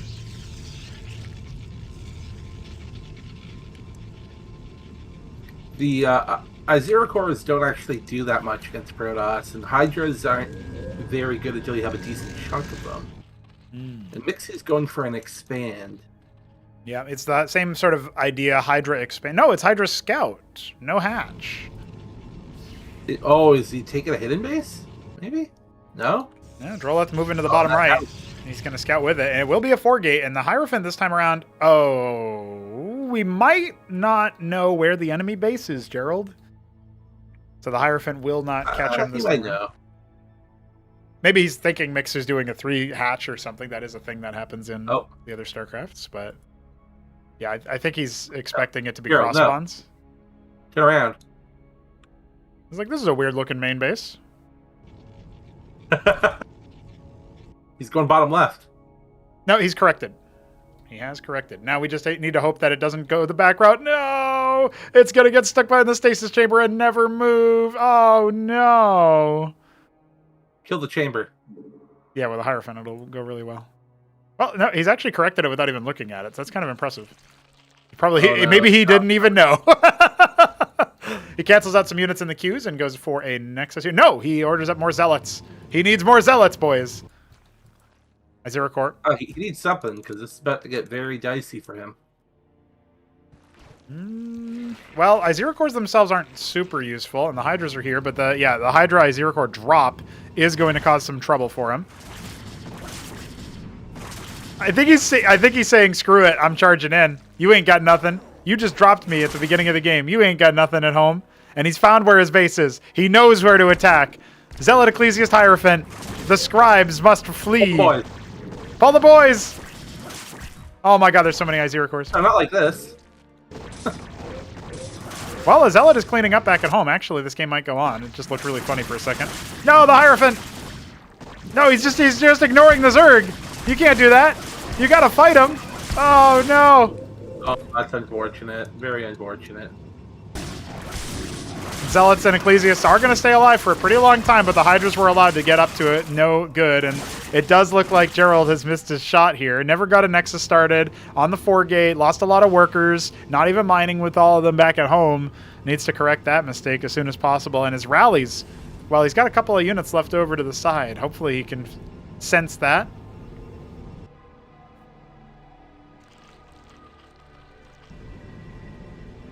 What having no F1 key does to an MF. And I'm not talking F2. F1 is idle worker.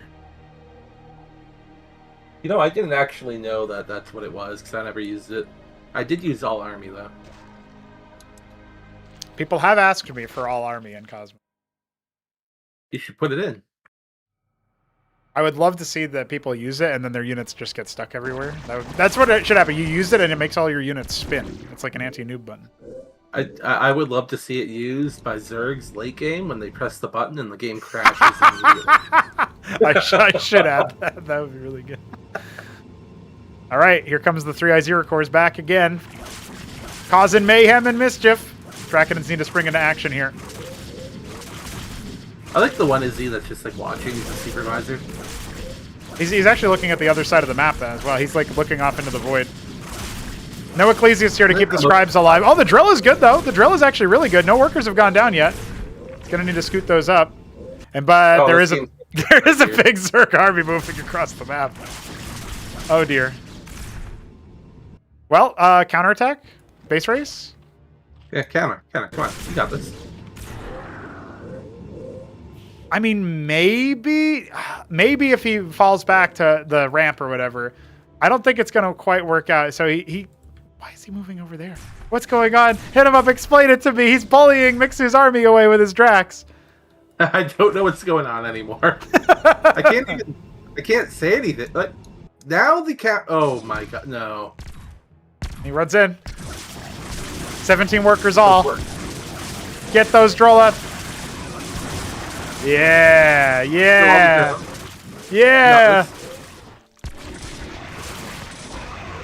Don't fight the rails. Yeah. Really Rocore. Yeah, kill that Hydra. Now they come back. They came back to kill the workers again. The Izero Core drop, but now the natural. Oh, every worker's dead here in the net. Oh, how many kills can the Izero Cores get? 2 so far. No. Oh, he goes down almost empty-handed there, and the Dracodons start to fall back. What is happening? If you might go the Drax, well, you can... Oh, no. Never mind. Nothing to get in their way. No Zealots, no Ecclesiasts to go down so that the Dracodons may live. Those Striders carry the hope of the whole Protoss race with them, and it is about to hit the deck.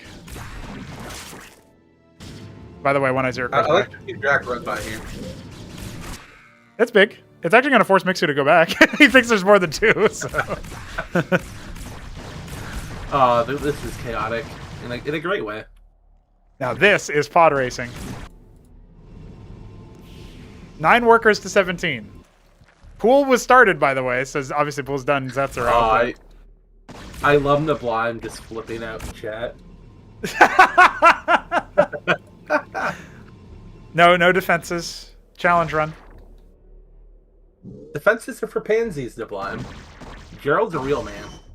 He is a real man. Now, Mixu sent all of his army over to the bottom left. He actually might think Gerald has something there because that's where the Dracs were retreating to, which is a really funny mind game. He's only mining gas in the natural. He's got 1 idle worker, so he's still only at 9 worker here. Gonna go for a Larvosk in the Nat. He's not building any workers. He's mining with 5. Nexus! Nexus has begun!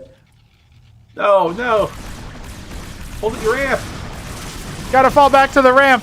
You gotta fall back to the ramp! The Zealots are starting to dwindle. And Drax won't be far behind. No more units in production. He's only got the Drax that he's got. Down to 5. The Nexus needs to get canceled. The Nexus needs to get canceled. It does at the last second. Pro move for Zealots. And an ardent authority has begun. But there's no more pressure across the map to delay Mixu's victory. He wants that $10. He wants that shawarma money. He wants that shawarma money. And I think Gerald's been had. I mean, the Zealots are going to pop, but I don't think they can stay alive. Look at him just right-clicking the Nexus for a second there. Now the Dracs aren't even getting active. Then Ardent will go down with no cancel. I still believe. Hold the boys. Get him involved. No GG either. No GG, Gerald. And he ends up dropping it. What a game.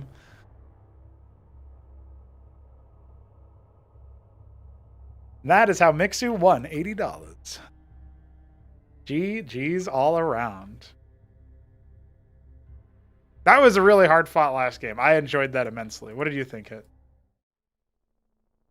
It was fun in how silly the situation was.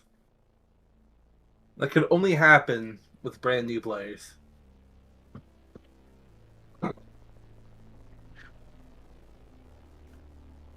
I love it. Brand new players that have good mechanics, but still learning the game.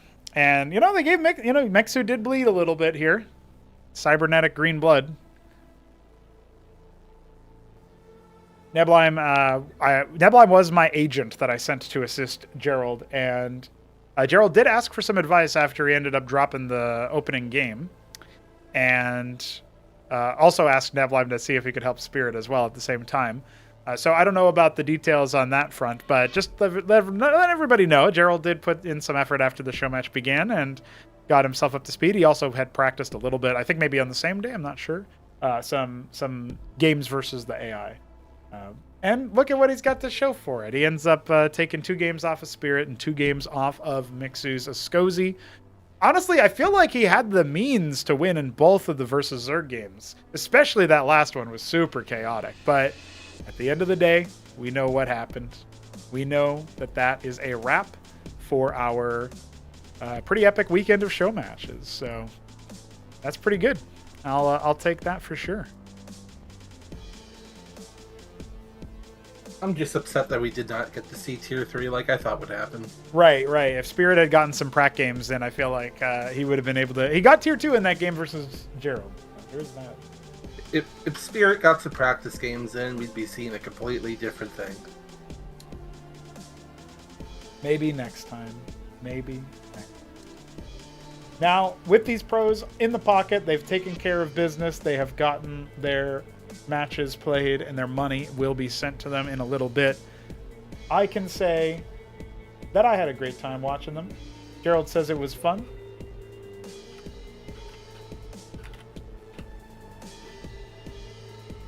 and I appreciate all of that. Do you have any final words? Hit them up for how this series went. You can include stuff from yesterday too if you feel like it. Anything that comes to mind?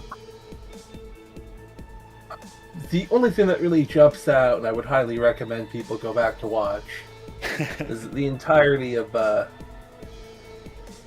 growth of Indy as a player. Right. That was a great group. Yeah, that first show match really started off strong. Indy ended up coming roaring back into it. I thought milkicow played really well in that Knife's Edge game. It was super good. And there was an accidental bonus game that was played at the end on Blackwater where it was like the most absurd rush of all time versus the other most absurd rush. It was like 3-gate in the middle of the map, 2/3 proxy that Indy pulled out, and Milky just went like bio rush or whatever. They both walked into each other's bases. So it was really good. That was great. Excellent way to send it off. Little bonus game.